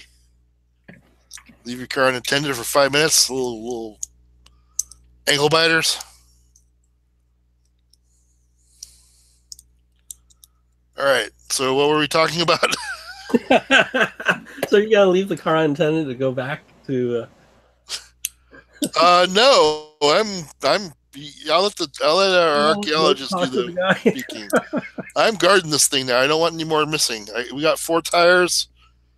I can't get in on the driver's side anymore. Gotta hop over. So I'm asking about the DACA. What do you know about the DACA? What goes on there?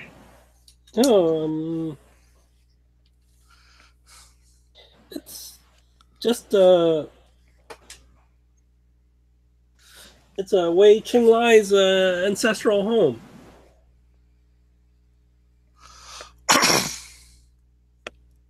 Which is weird considering it's which doesn't make any sense, but why? Because it says it was a Russian-style DACA, right? But, yeah. Which weird. It's like somebody fucked up, but maybe she's Russian. Who knows? So it's her ancestral home. That's weird. Well, that's what I assumed, but because the other place said that it was her parents' home. But when did the Russians build it? This doesn't make any sense. Well, maybe it does, because she was into revolutionary stuff, right? Yeah. Nationalism, kicking out the emperor. Yeah. So it might make sense. She had Russian ties, maybe. Where she got her politics from. Well, makes sense.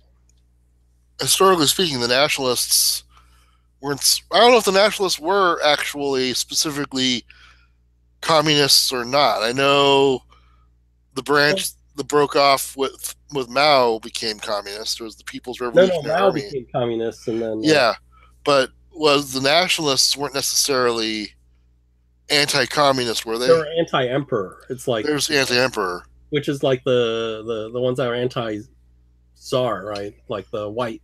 No. Okay, all right. So, I mean, I'm wondering if she was half Russian, half Chinese or something. Yeah. I had Russian ties or something. Because we haven't seen really any pictures of her, have we? No. So we don't know what she looks like. I don't even know if she's Chinese, but she has a Chinese name. She has a Chinese name.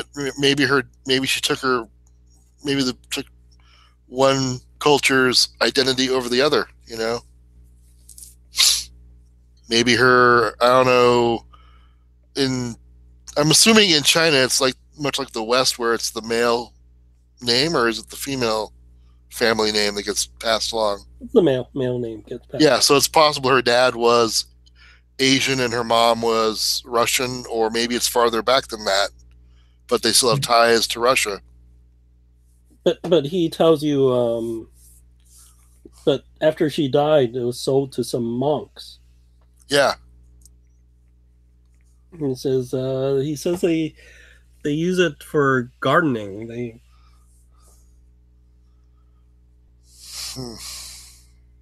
Gardening. Bizarre.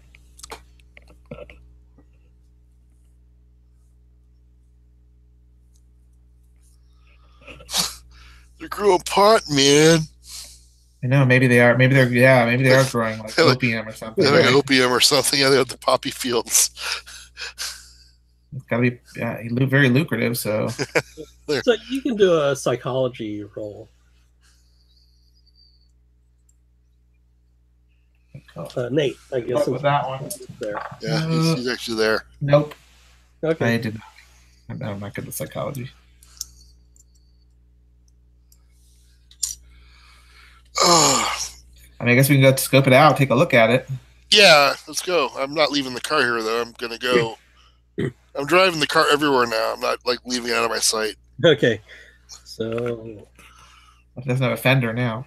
We don't have a fender. We don't have a car door on one side. We don't have a headlight on one side.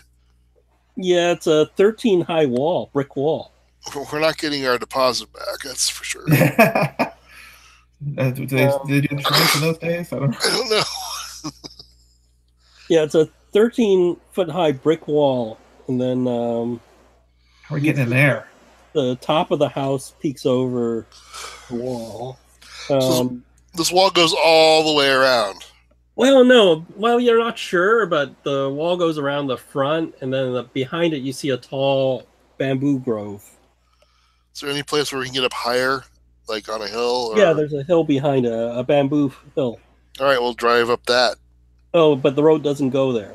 You have to walk. It does now. Oh no, your car's not going to make it there. Okay, it's on off-roader. Unless you want to roll a drive roll. Jeez. No, we're not that good. I don't think we're that good. I don't know. I'm okay. I'm. You are? Oh, we'll get. Right. Well, I'm overconfident too. So.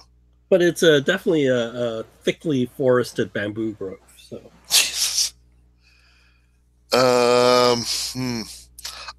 This is like we're out of town now, right? We're like not. Yeah, you're out of town.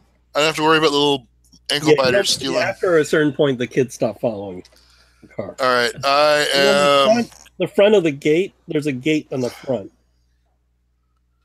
I'll pull off to the road and like park behind some bamboo or something, so it's not going to be seen from the road. Yeah. And then we can walk up over the hill and see what's there. Oh, you're gonna try to get to the top of the hill? Okay. Yeah, I'm gonna like. How far would that be away? Is that like? It'll be like an hour hike, right, to go up. No. I don't want to walk that far. I'm feeling tired. Running after the kids winded me.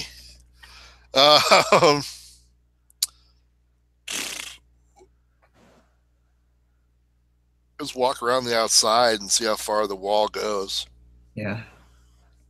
See if we can. There's a fence or a break in it that we can see through. Worst case scenario, one of us can hoist the other one up, and we can. So they actually have a test to get around the back. You can either use climb or jump. Let's see what's my better one. They're both the same. I'll try climb. Climb 25, jump 25. Yeah, both the same. Yeah, roll separately. I fail. Oh, 08. Nice. Okay. I rolled a 98. I'm like, Oh, that's a critical fail. Crunch. So you twist your ankle somewhere for 3 points. Oh, no. We have a rope that I can help him up. He's limping, but you didn't fail, so you can make it around the back. And you go to the back, and the back doesn't have a wall because they wanted the bamboo as like this. They figured nobody would come back that way, right? Mm-hmm. So either leave Timmy behind, or you'll have to help him hop around. Do I have a way to help him? You could, but he would be a hindrance to you. Right. Well, let me just go scope it out. I've got pretty good stealth. So you gotta leave Timmy behind? I'll hobble back to the car. Okay, you're gonna hobble back to the car. Yeah. Ow, ow, ow. China sucks. Ow, ow. Yeah. Freaking China. So the back, I wonder if I have a map. I don't know if I have a map. But in the back, there's this big garden, which is where you're coming in, past the bamboo grove. Okay. Yeah. I am going to step away for a second. I'll be back in a minute. I was thinking there's no... What are these bastards doing in this place? Yeah. And why don't you do a stealth? I know your stealth is great, right? Yeah, and I got a bonus die with it. So let's see. 61 bonus die. 0. 0, 1. Oh, so you're like a ninja. Boop, boop, boop. So you see some monks working in the garden in the back. So you're coming from the hills, and there's this thick bamboo grove that you just sort of gone through, and then you see a garden, like trees, flowers, decorative statues of looks like Chinese gods and things like that, and there's mazes and paths and ponds, like koi ponds, goldfish ponds, wood bridges, like arching bridges that's like a half circle, lilies, peonies, roses, foxgloves, posies, orchids. And then there's some pheasants and peacocks strutting around. So it's a real legit garden. Stone lanterns, and then you see. Let me see if I have their description there. Yeah, you see these monks. I don't remember what color robes they're wearing, but they're wearing like Buddhist robes. So that's what you see from the distance, like when you get to the edge of it. Okay. Oh, their shaved head. Oh,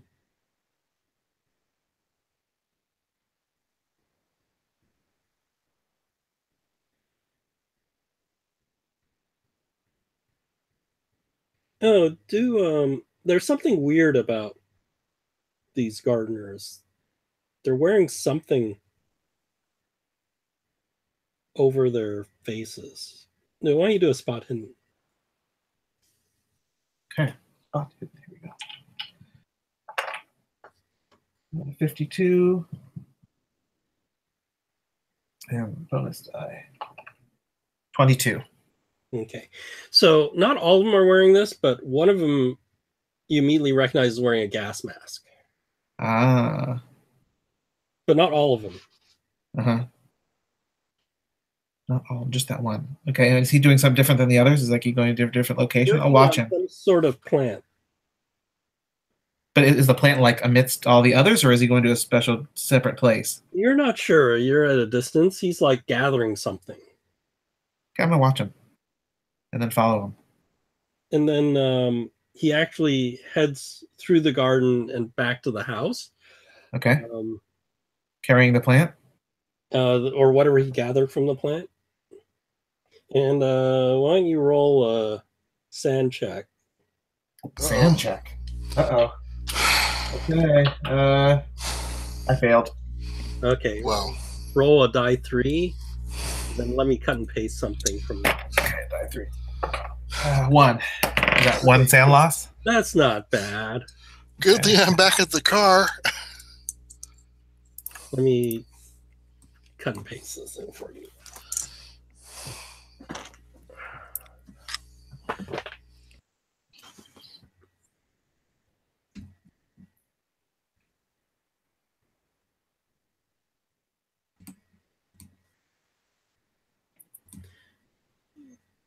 Give me a moment. Sorry.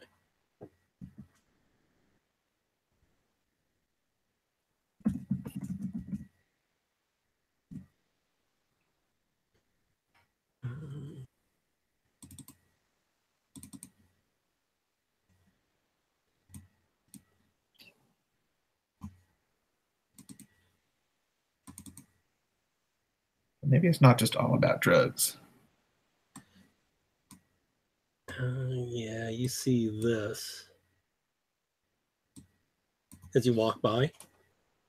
Those aren't statues. Ruh-roh. They're people? Yes. Ew. And what did he do? And is that the plant that he harvested? No. This just happens as you walk by. You know, you're trying to following him, and you walk by this. You notice that some of them are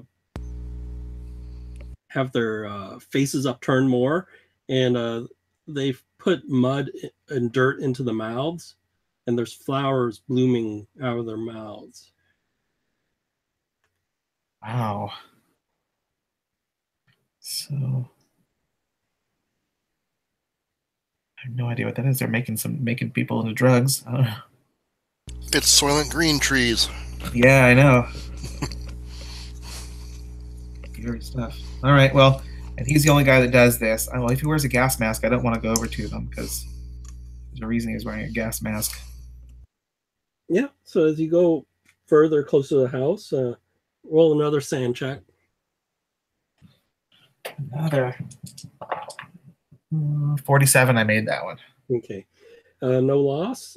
You see these weird plants at first.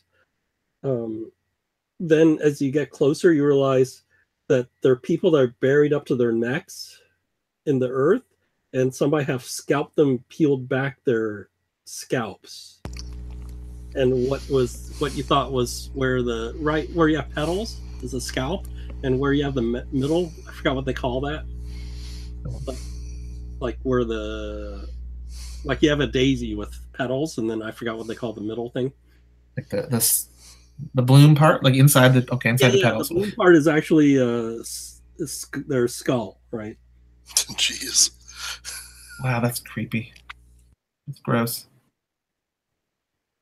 So they're growing stuff in these people. What would they be growing? All right. Well, when I've seen enough, I'll go back. So the guy goes into the house. So do you want to go into the house? No. I don't think I can. What do I think my chances are that I can stay hidden? I don't think I can stay hidden inside the house. You're not sure. You don't know, but they haven't noticed you yet. Okay. All right. I'll make my way there, see if I can peer in a window. And we never saw Nate again. Yeah, I know. You look inside there's like, he goes in the house, and then like there's a window, but it's a really grubby, icky, dirty window that you can look through. Okay. You see there's furniture, but it's like disused or misused. Yeah. It's like old, but nobody's taking care of it. They're scratched up.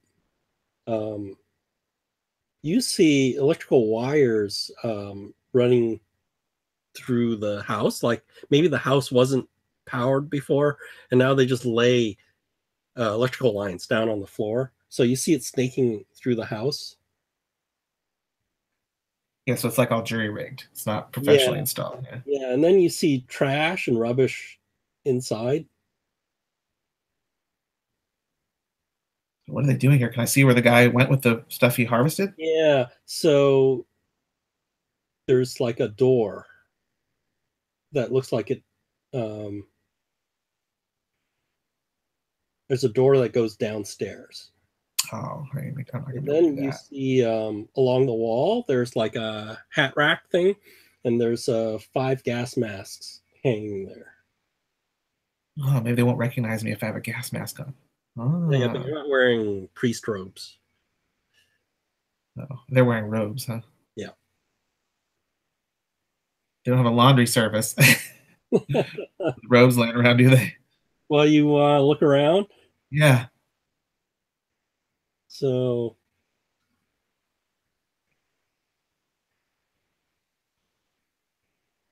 let's see. They don't have a. I'm surprised there's no map here. They describe the rooms. Theater of the mind. So you go through. You're looking for a laundry room.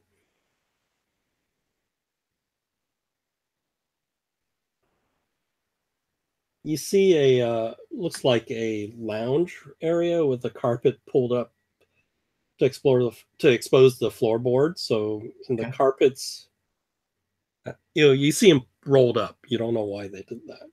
And then there's a dozen tea chests. I don't know if you know what a tea chest is. No. It's like like this big wood box with a lid, but it's sort of locked. So tea chest, you didn't put like a tea set in there? Like if you think about like a big foot locker. Okay. It's out of wood. But this is standard stuff, I imagine you'd find in a Japanese residence. Oh no, but it's there's like a dozen of them in this room. If anything, you just have one, and then you put stuff in it, like a comforter or something. Don't open them. I'm gonna open one. Oh jeez. So they're do it. Well, it's locked, right? There's like a lock on it. Okay. Are they all locked? Well, yeah, it's more not like a padlock, but it's a sliding lock. So you can actually open it, but you have to unlock it, slide open like a deadbolt type of thing. Oh man, I remember that thing that was down in that basement before. If it's locked from the outside but not locked, yeah, it's locked from the outside. It's to keep something in. First, I want to see if I can continue on my quest to find the robes, because I want to go see what's down there where they're working with the gas mask on.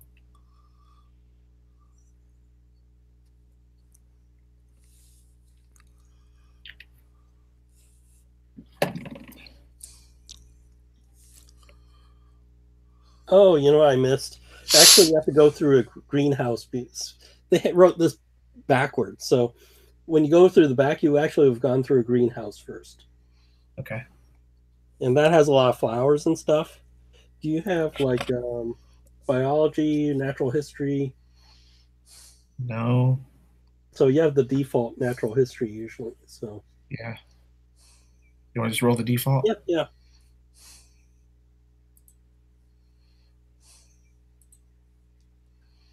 Mm.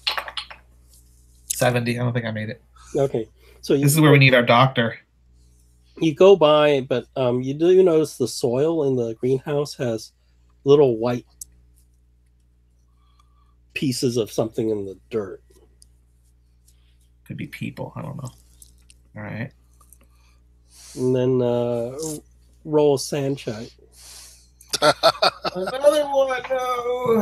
No. 36. I made it. Okay, you lost. You realize some of these little white flecks of things are. Well, first you realize the white fleck thing. You suddenly realize it's a tooth, like a human tooth, and then you realize the other white flecks are like pieces of bone, and there's like tooth fragments and bone fragments in the dirt. Okay. It is people. Okay, I'm gonna still continue to see if I can find a robe. Aren't you glad you made it over the wall? I know. Do we want to be here knowing this stuff? Yeah, and then you find a like the kitchen. Yeah. And there's a generator in there, and it's running. Okay. Why don't they go catch it?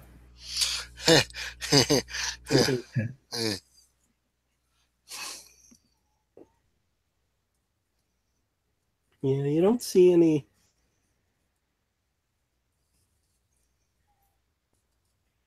Yeah, but there's upstairs. Okay. Go upstairs. That's probably where bedrooms are. Maybe I can find something up there.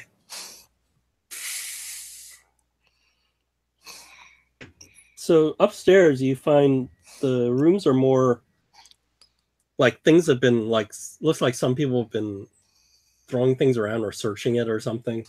Like things are everywhere. Like, but it's not dirty. Like downstairs is dirty. There's dirt and stuff everywhere, and it's sort of grungy and smelly. Upstairs is less so. And you see used incense, statuettes. The wallpaper is sort of peeling away from the wall in chunks. And you find like various personal items scattered here and there, but then you find a bedroom, but the clothing there are women's clothing and makeup. And there's some photos.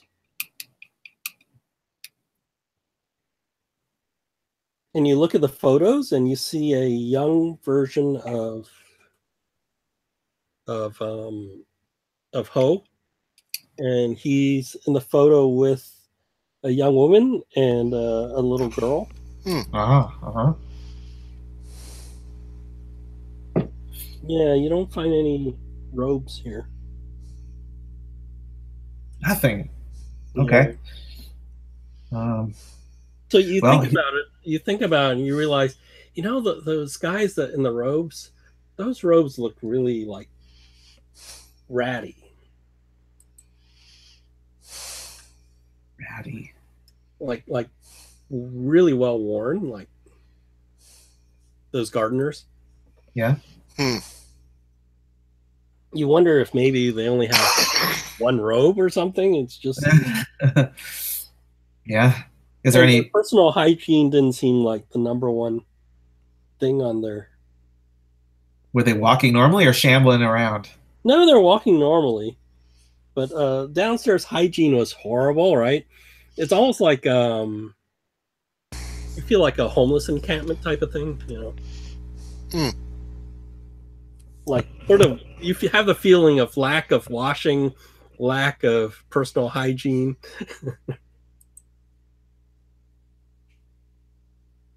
Huh.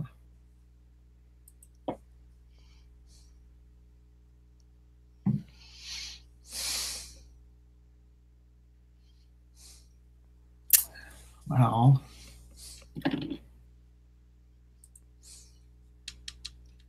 if I'm not gonna find, there's no clothes up here at all. Nothing I can make look ratty. Well, there's the woman's clothing, but it's definitely not a monk's robe. And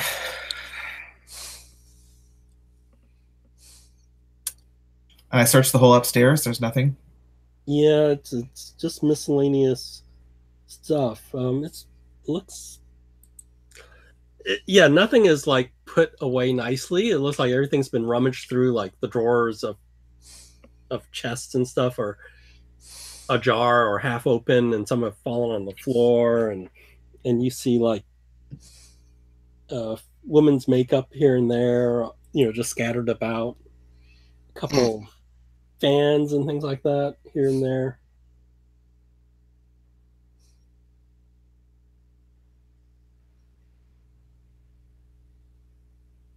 Okay, well then I guess there's nothing for me for here. Okay, I'm gonna head back downstairs. Start making my way back out.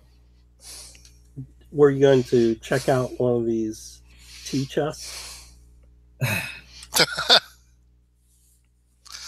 You really want me to open that thing? And I guess I need to. On the way out, I'm gonna stop by and open one. Do a luck roll. Yeah. 71. I think you can't spend luck for luck, huh? Or do I make it? It's my luck. My luck was 70. Oh, damn it. So you open it, and you find there's a person in it, all tied up, but they seem unconscious. They're not dead, they're unconscious. Okay, I'm gonna open another one. Yeah, you see somebody tied up and he's gagged, and when you open it, he's like looking up at you. Okay. I make the notion to be quiet. Put my hand over my mouth. The universal, put your finger over your lips. Yeah. And the person nods. Okay. In some countries you shake instead of nodding, but anyway.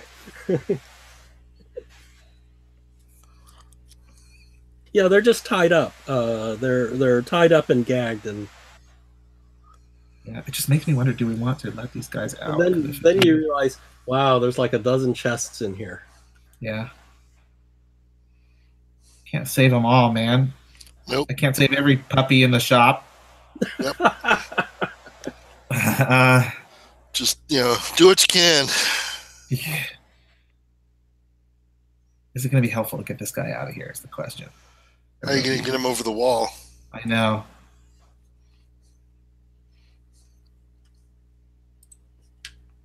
Okay, I'm gonna just close the chest.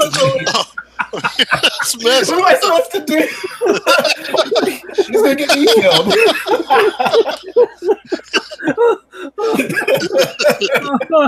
Okay, do a stand check. You start screaming, no! I failed it.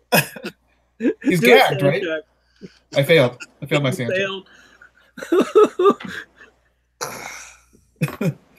Take 1 point sand loss as you realize you're thinking about this. You're leaving this guy to die because you saw what they did to the people in the garden. You saw what they put in the dirt. You know what the fate of this guy is. Yeah. It'll be my fate if they catch me. Yeah, you lost a point of sand.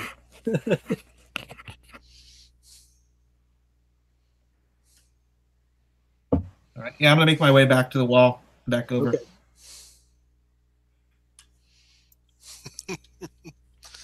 I'll let you know everything I found. I rolled a die and I only got a 1. A die for what? For your sand loss, I rolled for sand loss. And I rolled the minimum. Yeah, so I'll let you know what I found. So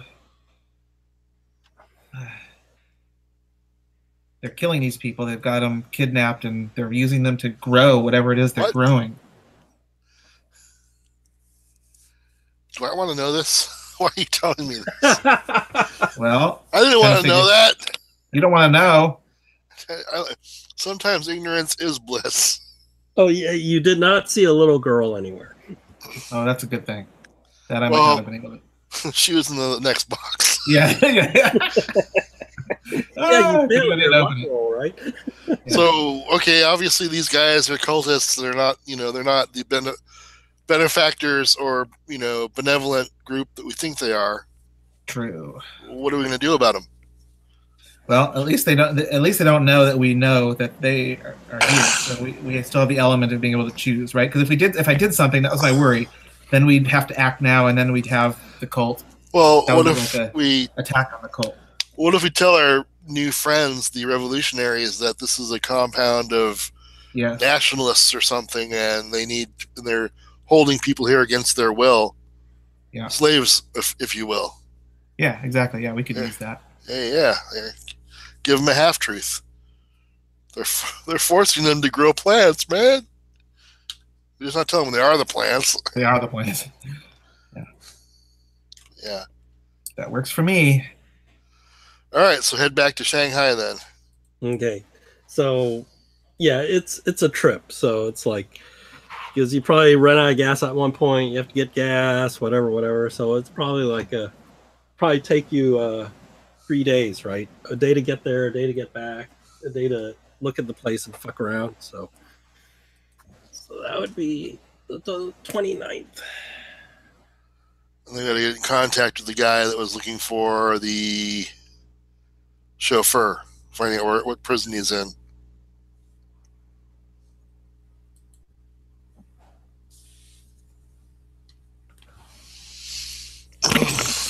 Okay, so then you talk to that guy again, and he goes,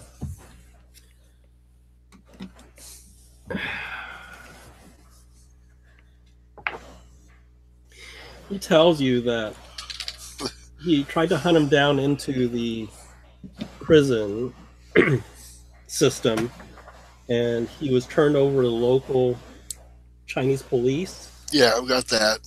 And he disappeared into the Chinese prison system, and nobody's seen him. Oh, God, he'll never be seen again. So he wasn't released, but he's in the Chinese prison system somewhere.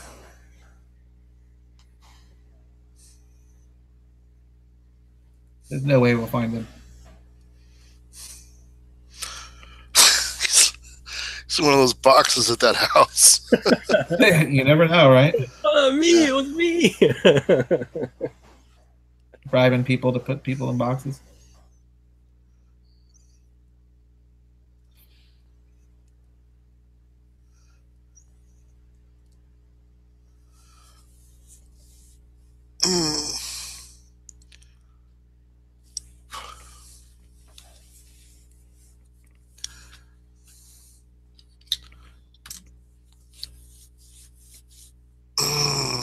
What are we gonna do? What are we gonna do? Yeah.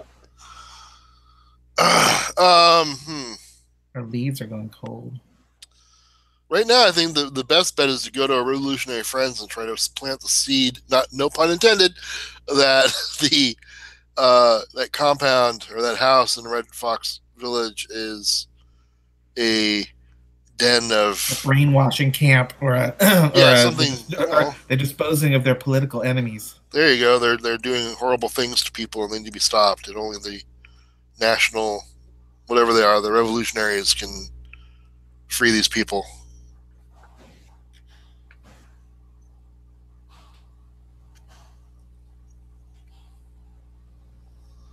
Yes, I guess that would work. Maybe, I don't know.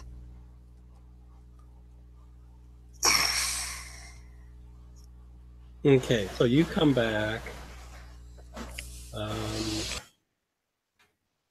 Limping on my bum foot. Ow, ow, ow. Yeah, you come back, you heal back 2 points a day, so maybe by third day the sprain goes away, right? But yeah, you get back 2 points anyway, as long as you weren't driving. Cool. Yay. I feel better. Where is this thing? So you head back, and you get a message from the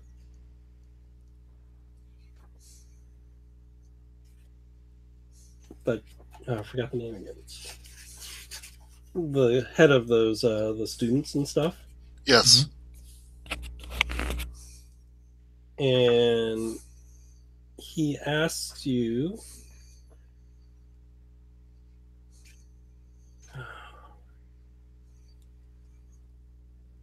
to go to the Shanghai Museum.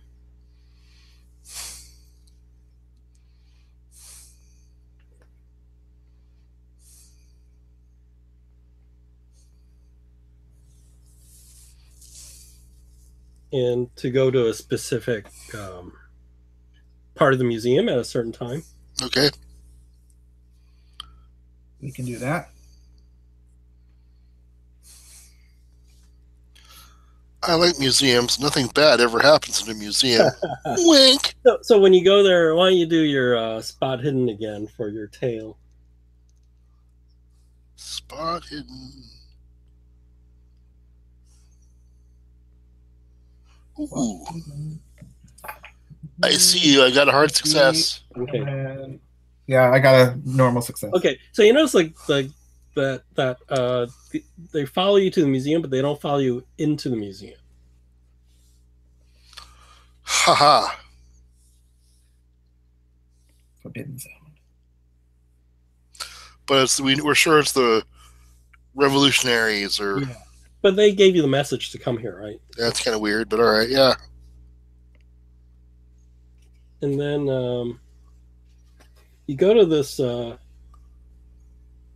display, and see if this guy has a. I thought this guy had a guy, but if not, it's.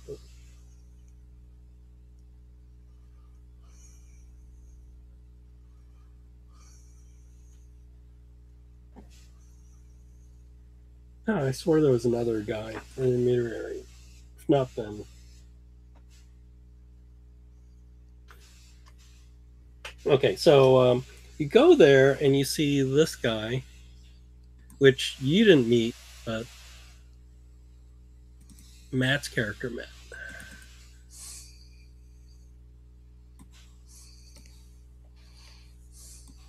So this guy meets you at the thing. Okay. And he goes, I am I'm curator of Shanghai Museum. And he's like looking at the display you guys were told to look at. He goes, very interesting, yes? Absolutely. What is it? And he tells you what it is. He goes, what brings you here? We're here for the cause. I see.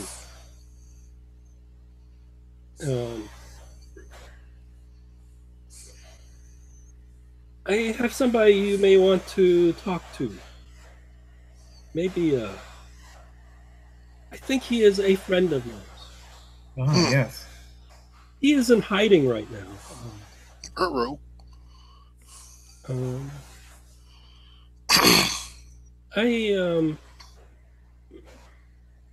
I trust you know. We have been watching you, and we believe your story. Okay. And it seems like you have you lost one of our people before, so you must have you must understand about people being followed here. Yes. Yes, yep. we've been followed. Yes, that's one of our people, to make sure you are who you say you are. Well, I'm glad you have confirmed. But at one point, you lost him. You lost one of our people. So yes. I think you understand how dangerous it is in Shanghai. Yes. Yes. So we have someone that wants to speak to you. Okay, well, we would entertain meeting with him for sure. But tell me, you are interested in Ho Fong, yes? Yes, we believe that he's not who he seems. Yes. What do you know of him?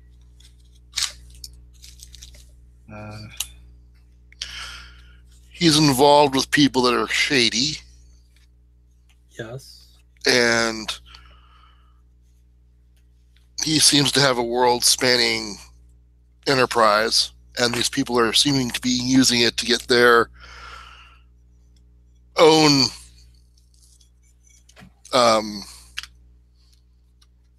he seems to be the linchpin in a lot of other people's shadiness that we're interested in investigating. And he seems to have his finger in a lot of different pies. Only that? There are a lot of criminal gangs in Shanghai. Well, his activities seem to transcend pure criminal nature. We have uncovered a global plot that centers around superstition and evil forces of evil and darkness. And there are many like-minded groups that are in alliance and seem to all be dedicated to one goal. What that goal is still in shadow, but we're peeling back the layers, and Ho Fong, his import-export business seems to be a connecting point, a glue that holds the whole thing together. Then you know. But maybe you do not know. Ho Fong is a leader of the Order of the Bloated Woman. Order of the Bloated Woman? Yes. It is a evil cult that my friend who I have in hiding wants to destroy, just as you are investigating. That is our goal as well, ultimately. And we also know that it has to do with the island, the Dragon Island. Ah, Gray Dragon Island.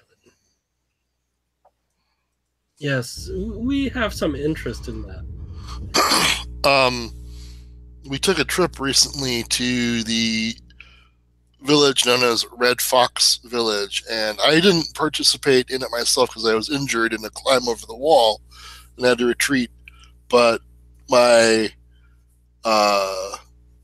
fellow traveler, and I pointed Nate, and saw some things that were quite alarming, and we're wondering if this is connected to the Bloated Woman or if it's a separate cult.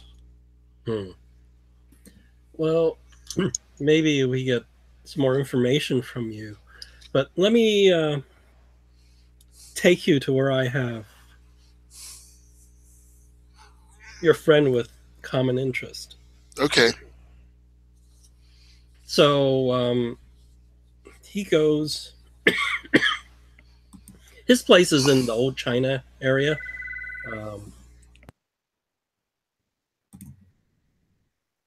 And basically, he asks you to get in a car, and then he puts like a blanket over you guys.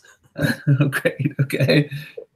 And they drive, but he sort of tells you he's taking you to his house, but he's worried that he may, you guys stick out, and he doesn't know if they're being watched. Okay. He just wants to take precautions. Okay. Yeah, we can't betray what we don't know. So yes, I got that. I got it. Yeah. Yep. Well, let me look for a picture. Go ahead.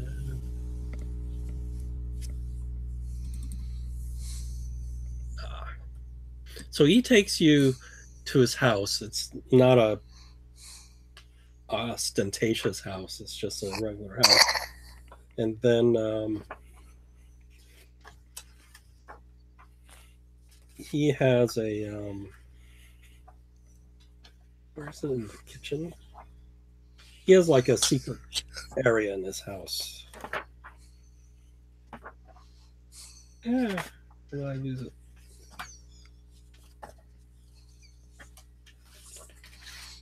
No big deal. But basically, he has a secret room in his house. Okay. He basically knocks on a door a certain way, and then the door opens from the inside, and you see a Caucasian man. Why don't you guys do a int roll?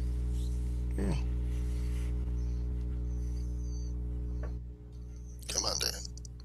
Come on. Let's roll. 14 made it. You recognize him, not because you've seen him before, because you saw his portrait before. That's not really good. All right.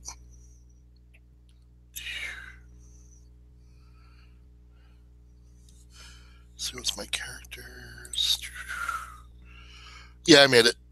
You both recognize it's Jack Brady. Holy crap. Okay, so that's the guy that was the bodyguard or whatever. Yeah. We've been looking for you. Yes, I am in hiding. Hold on a minute. Where's my... I need to see something here. I made a note.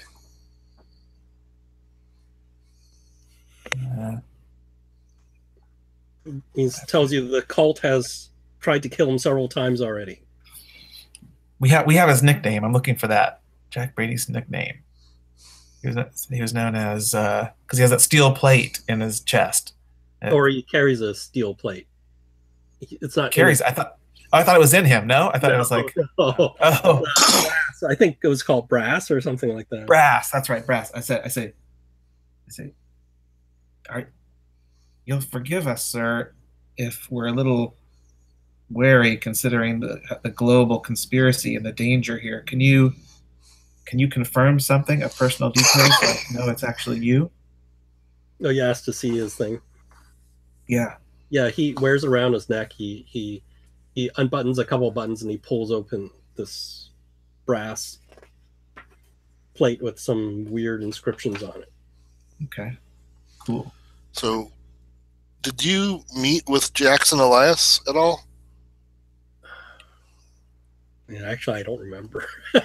Because I think he didn't. Jackson Elias was looking for him. He was looking for him, but he mentioned that he was spotted in Rangoon and that he was going to go look for him. Yeah. But I don't know if Jackson ever met with him.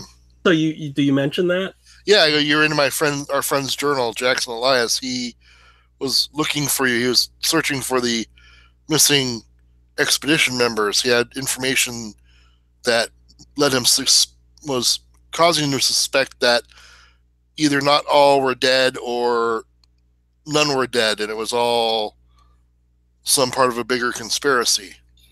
And then I guess he heard reports of you being in Rangoon and went to Asia to look for you. Oh, so he says, I heard from someone that Jackson Elias was looking for me, but I never was able to speak to him. Here we go. Here the notes. Go ahead. I'm saying he's dead now, and we're on the case. We've been piecing together clues that have brought us here to this point. In fact, we're working very closely with a relation of an important person to you. Oh, sorry, I screwed up. You did talk to Jackson Elias. The line was you never talked to Jackson Elias. So he says, now that you're here, I'll tell you what I told Jackson Elias. All right. Oh, okay, so we did talk. Oh, so good. We're following this. We are working close in hand with a family member of an associate of yours, of the Carlisle estate. I'm aware that you were very close with the leader of the Carlisle expedition, who you called Vane. That was the name that his sister gave us. Ooh. So he tells you that he was hoping that he goes, I spilled the beans of everything to Jackson Elias, and I figured he would publish his book since he was a bestseller and would blow the cover on this cult. Oh, he didn't get the chance. The cult is very powerful and far-reaching, as we've learned, and they got to Jackson before he was able to do that. But in doing so, he was able to pass on his notes to us and get us involved in this mystery as well. And it's not just one cult; it's a patchwork of cults working together, cooperating and pulling their resources for some common goal. And I was wondering if you could fill in any of the gaps, because you were on the expedition, correct? Yes. What happened? Well, I knew Roger. Roger is Carlisle's brother, right? I knew that black girl he was with was trouble. She was very tough, and I think she had him tied around his finger. But I think he must have known she was trouble too, because the more he saw her, the more crazy dreams he had. And I thought it was great when he wanted to go to Egypt, and that would be the end of her, and things would go back to normal. I really liked Roger, and I owed him a lot, and it seemed everything would work out right. London was a lot of fun, but once we got to Cairo, Roger started having dreams again about meeting a god and other bullcrap like that. But now he wasn't drinking, and the girl wasn't around, and where'd the girl go?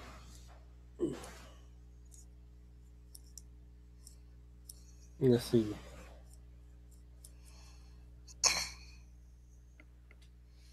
Well, I think she disappeared.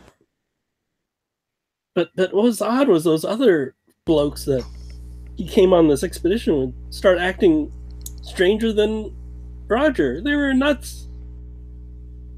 So I knew there was something wrong.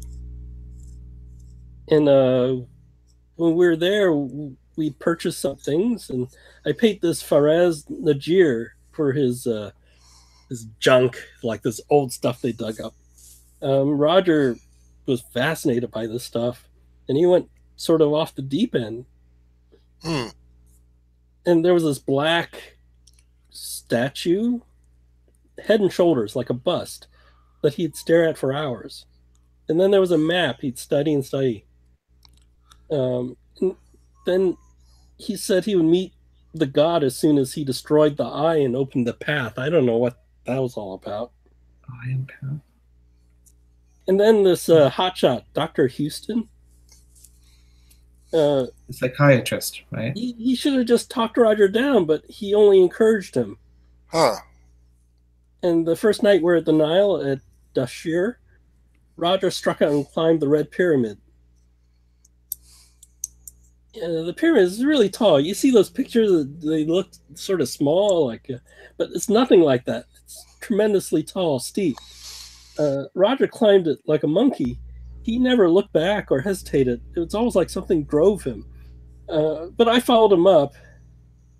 I guess I was crazy too. And then 2/3 of the way up, you climb up over big rocks and things like that. And then they pile these rocks and they smooth it down. They fill up the gaps with like smooth plaster and stone. Mm-hmm. But a lot of people have stolen them and from the bottom of the part.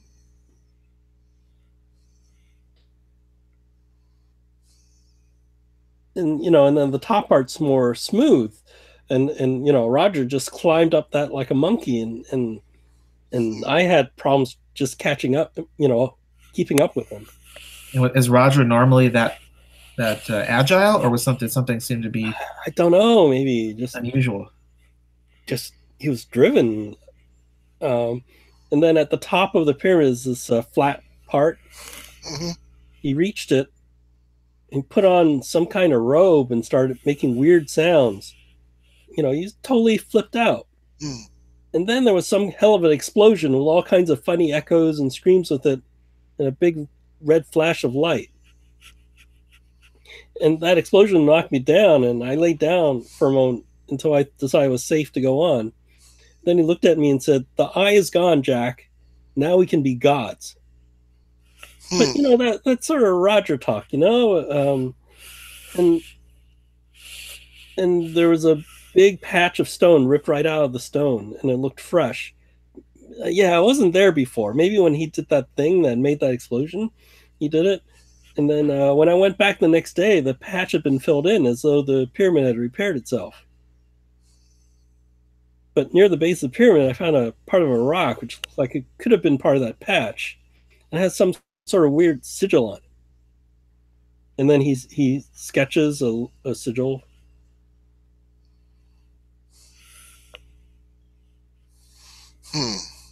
Let's see if I have. I wonder if I have a picture of that.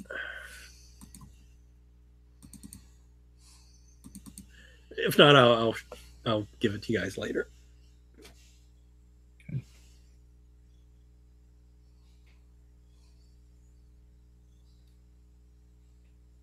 But after all this time, now I know what it is. It's some sort of strong magic to keep things away. And Roger deliberately broke it. And something seems to have been possessing Roger. Whether it was these strange dreams or this woman's influence, that clearly was not your friend. And then 2 days later, everybody else, Penhue, Roger, Houston, and Patty, they gave me the slip and disappeared to the bent pyramid. Then some of the messenger boys went to find them, and they came out screaming that the pyramid had eaten the scientists. And then all the workers ran away in all different directions. And the whole dig suddenly was deserted. And after 5 minutes, I was the only person left. And I went in, and sure enough, nobody was inside. It was empty. But then, a long time later, they all came out with the pyramid again. And Roger said he was to Egypt. Something about ancient Egypt. And Penhue looked like well, I don't know what he means by he lost 5 years. I don't know if I guess he aged. So Penhue looked like he aged 5 years. And Patty and Houston also seemed changed. Then they couldn't explain where they've been, and nobody cared afterwards about that.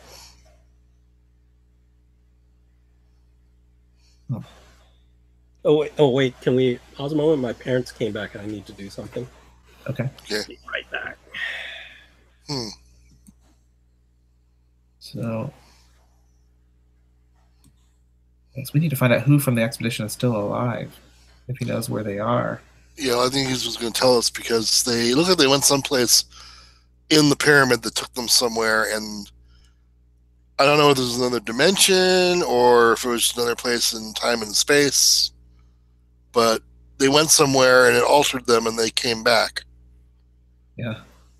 Whether they understand that they were altered or not is another thing, but I think that if they weren't willing participants before, things have worked on them and have made them willing participants now. Yeah, something's bending them to their will. Yeah. We thought it was that woman, the African woman, but she's not in the picture now. Well, she may still be in the picture, but doing things from afar.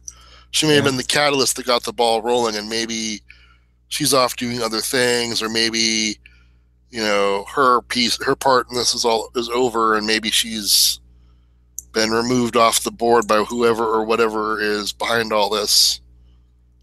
We'll find that out, but it's good to have some confirmation that, this is actually,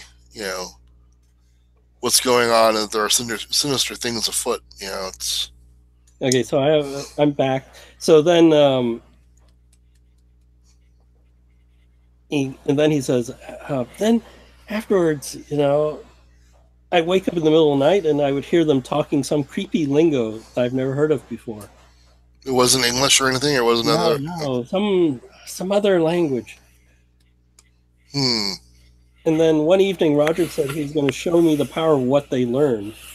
And we went out to the middle of the desert with a bunch of Arabs. And then somebody started screaming weird words and songs, and Penhu beat the drum that we got from Niger. Then strange creatures started coming out of the ground and eating the Arabs. And Roger and the others started laughing.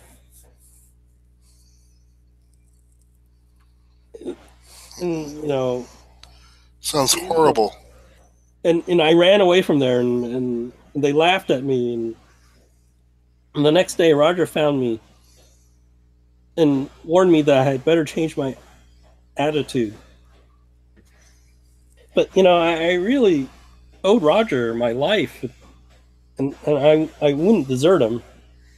But after that, I started thinking about it, whether it's worth it. And then we went to Kenya, and Roger filled me in during the trip. He said we had found a true God, he said, who would rule the earth, and we would rule with that God, for we were the chosen of the God. The God had picked us to open the way for his return, and there was enough in what they said and what I saw to make me listen. Every week, Penhu seemed a little younger and a little livelier. Oh, I guess he's getting younger. Patty was sick a lot, and we were going to leave Nairobi from some place in the mountains where there was no river, no railway, no telegraph, no police, and nobody who looked friendly. I figured then that I wouldn't live long there, so I made some arrangements. On the last night in Nairobi, I drugged Roger, took the cash box, and got him and me aboard a scheduled freighter ship to Mombasa. And later, I think my guess was right, because the newspaper said a lot of people died, but Penhu, Houston, and Patty Masters weren't among them. And neither was Roger, obviously, since you took him from there. So what happened to Roger? He's not here. We got to Mombasa, and then went to Zanzibar, then caught a coastal trader to Durban. They dyed their hair there and went to Perth. On the way to Mombasa, Roger got some sleep and then seemed to wake up as a different person. I guess being away from those people let him return back to his old self. I told him we were in a lot of trouble and we needed to hide out and remind him about the Arabs being killed in Egypt and all the God stuff that he babbled about. And he couldn't remember it, really. And to him, it didn't seem like it was very important. But he understood the logic of the situation. And after a week or so, his nightmare started, and he began to go off the deep end. And he started to realize some of the horrible things he had done. So I was in Shanghai while I was in the Marines and had a fair number of friends here. By the time our ship went to Hong Kong, Roger could go no further. He began shrieking at shadows and everything, so I put him in the sanitarium there. I had to use up most of my remaining money to get him settled. And then I went to Shanghai.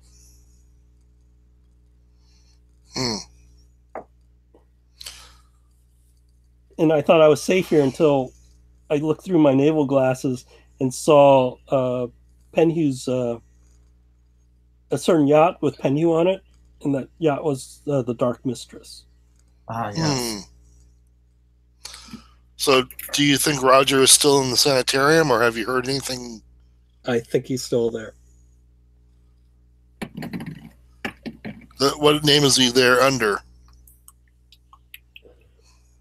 Yeah, he gives it to you. Okay. I think what I'm going to do is after we're done with this scene, I'm going to go to the Western Union or whatever telegraph office there is, and telegraph that sanitarium and find out if they still have a patient under that name in their care. Okay, so but we're still. I'm just saying that's like yeah. That could be between game. He's still there. Well, I'm sorry. He's still there. Okay, I'm just saying. Yeah. Good. So he's in safekeeping. All right. Shoot. So we got this major piece of the puzzle in our lap. Yeah. So everybody on the expedition was essentially corrupted except Brady and Carlisle. Well, I mean, Carlisle was corrupted, but he regained his senses, and then he realized what he'd done, and he lost his mind, I think. Yeah. So. Oh, here I found it. Yeah. It's a weird. It's not the whole thing; it's a part of it, because he got only part of the. Let me see if I can. Oh.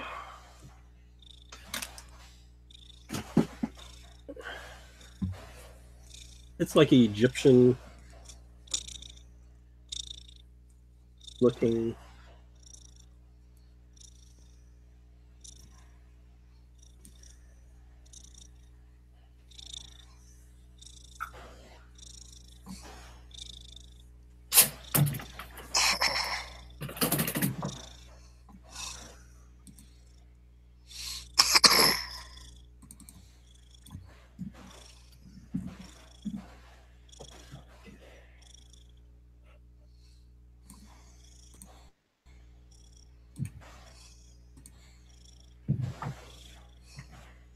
So that's what he saw. Okay. But it's part of it. It's not the whole thing.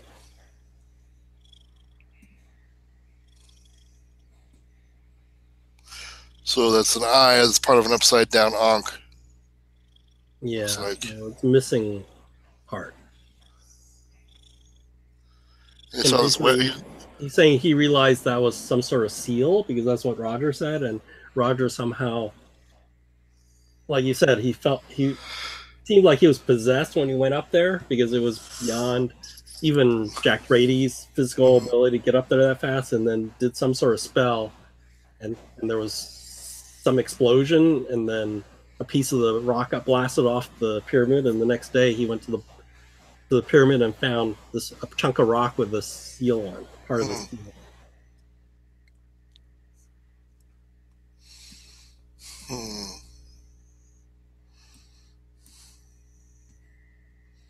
Interesting.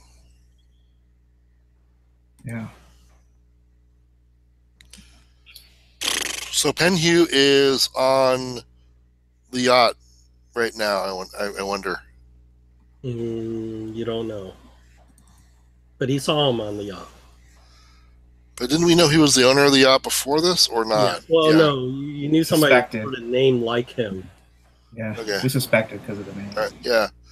All right. So that confirms that, and he's got the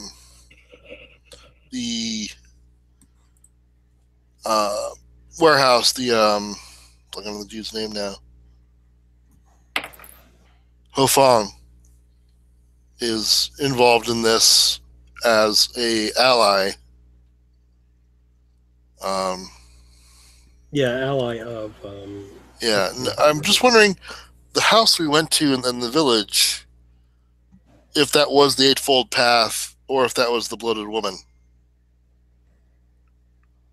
So the village was called the organization was called the Eightfold Path. Okay, but I'm just the museum guy and Jack Brady will tell you that he thinks Ho Fong. They know Ho Fong is the cult leader of the Bloated Woman. Well, I'm just wondering because nothing in my research has pointed to the possibility of anything like that was discovered there. There's no history of human sacrifice or anything by the Eightfold Path. They're just a sect of Buddhists that revere this particular empress rather than your standard Buddha. But there's no history of them of doing human horticulture. No. Yeah. So yeah, so I was wondering if that is a misunderstanding on our part, or if they're a cover for the bloated woman, or one way or the other, you know. But we'll have to like investigate that and see if there's a connection, or if the Order of the Bloated Woman is something separate and independent of. Because that was the house that Ho Fong lived in with his wife and daughter at one point. Yeah. And whoever's there now is just using it and seems to have ransacked it and doesn't really care about its upkeep. Okay. Yeah. Which is sort of like matched. Remember when you guys went into Gavigan's estate? Yeah. It was sort of like that too. It was like they let it fall apart, right? Yeah. Cultists aren't very good about keeping things up. Yeah.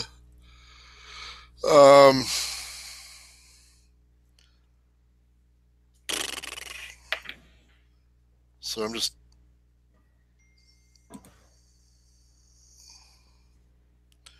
trying to figure out what our next plan of action is. Yeah. So, what does Brady recommend? Well, he tells you that he's in with this new China revolutionary group. Oh, and that's how he found us. Yeah, so when you guys approached the director, who's also part of this group, and you mentioned you were sympathetic to that actress, Ho Fong's wife, then he took you over to see the head of the revolutionary group, right, Chu Min. And then they decided to check out your stories by following you and stuff and see what you did. And since you were actually scoping out Ho Fong, then you knew you weren't Ho Fong's friend. Okay, so this is what we've found so far. Ho Fong is involved in this, but there's also a group up in Red Fox Village that are doing very bad things, and I'm not sure how they're connected, but they couldn't be. They're obviously not on the side of common people. They're doing horrible things, and I'm assuming that they may be part of Ho Fong's organization because they were in a house that used to be owned by Ho Fong, from what we could find. So Jack Brady tells you that they suspect there's something weird about Dragon Isle, and you guys brought that up, and that actually also piqued Chu Min's interest. So they were thinking they may want to see what's there.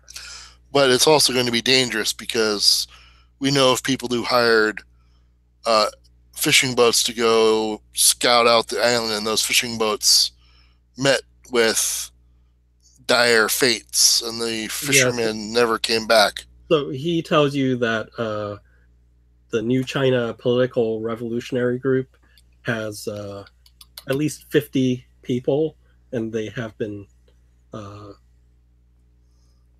stockpiling arms and stuff. Okay. I just want to make sure we're all on the same page that this may not be normal people we're up against. We may be up against something.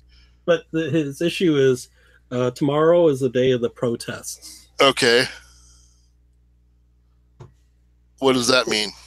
There will be sort of civil unrest tomorrow. Okay. Does that mean we're going to use that for cover, or is that going to be something... they'll be busy tomorrow. I don't have a problem. They'll be busy. They'll be busy. They'll be busy tomorrow. They have a pre-scheduled event. We have a full schedule. They have a thing. We have a full schedule. We can't do your combat until we're done with some other stuff we've been planning for months. Oh, no, we don't. I mean, we don't have to do it right now. I mean, not tonight, or tomorrow. But I just want to make sure if we have these guys, the support of this group, Yeah. So that they're aware that there may be shit. Excuse my French. So Jack tells you he's really interested in the Grey Dragon Isle. It's just that the people he's working with, considering he's white and they're Chinese, yes, they have their own agenda right now. That's fine. I just want to make sure that we're all on the same page and that these people are prepped, that they may be seeing things that will, like, addle their brains and stay with them for life. They're not. This is going to be possibly some horrible things they're going to be exposed to. I just want to make sure they're all prepared. I mean, you can't really ever be fully prepared, but I mean, I want to give them the intel that they are going up against something that maybe not supernatural stuff. Okay, might be something out of the ordinary. It might not be guys with guns. It may be. Jack understands that because he's seen shit like that before. But I turn to the little old man, the museum curator, and I go, "Will your people understand that? Are they strong? They're not going to run away when we need to depend on them. They may see things that come out that are out of myth or legend." Oh, he goes, "Well, the test will be." That's what I'm afraid of. Because I don't want to repeat of that stupid island. Man. Last time we went there, leave us holding the bag. Yeah. I don't want to show up and have like 50 guys just book it. It'll be a percentage, right? It'll always be. Well, I understand that. I just want to make sure that we pick men and women. Let's not be sexist here. People who are not going to run when they see the first weird thing pop up. I mean, yeah, if you see a huge monster that's like 50 feet tall, I would expect everybody to run. But if you see some weird zombie guy or something, you're going to shoot it first and then maybe run. I don't know. I don't want to freak anybody out prematurely, but that might happen. Yeah, the big horrors haven't happened until like 37. So, I mean, all the political horrible, like yes, and the rape of Nanking and all that hasn't happened until like World War II. So, well, this would be good preparation for that. Get you guys hardened. It might help you in the long run. It's like, hey, I already have my mind blown by weird eldritch gods. This is nothing.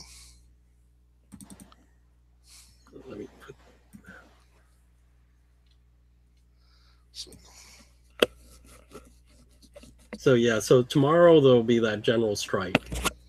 Okay. But we also have the group up in the village that concerns me because horrible things are going on up there, and I don't like having a back door. So for them, that's not a primary concern yet. Well, it will be. Just because they have a full dance card. I understand. Yes, they got things. They have priorities. They're like, okay, we got a thing tomorrow. Can't make it. All right, but that'll give us time to meet up with the rest of the group and prepare battle plans and have a montage of making Molotov cocktails and explosives and whatnot. Dabbing on the war paint and absolutely needed. All that stuff. I put the seal on the handouts that Jack Brady saw, and I put up the NPCs that you've met. All right, so I think this might be a good stopping point. You got a lot of info. This is all the yeah, because now we want the rest of the players. Dangerous stuff. We're getting to like the, we're getting to where we need to like sort of gird our loins and get ready for fighting. Yeah. Right, because PCs are a lot stronger than NPCs, right? Yeah, but if you have 50 NPCs, that's like three PCs. And you have double their hit points, right? Because they're doing pulp. You all have double the hit points of regular people. So. Yeah, I understand the mooks are like the guys that will show us how the monster works, or we'll be fighting in the background, and it'll be like the Big Trouble in Little China, where there's a lot of fighting going on, but we'll be the Jack Burton running around. Yeah.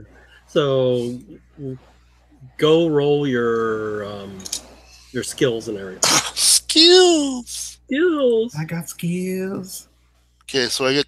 We do the luck thing as well. The roll for luck. Yeah. Do the luck too. Do the luck.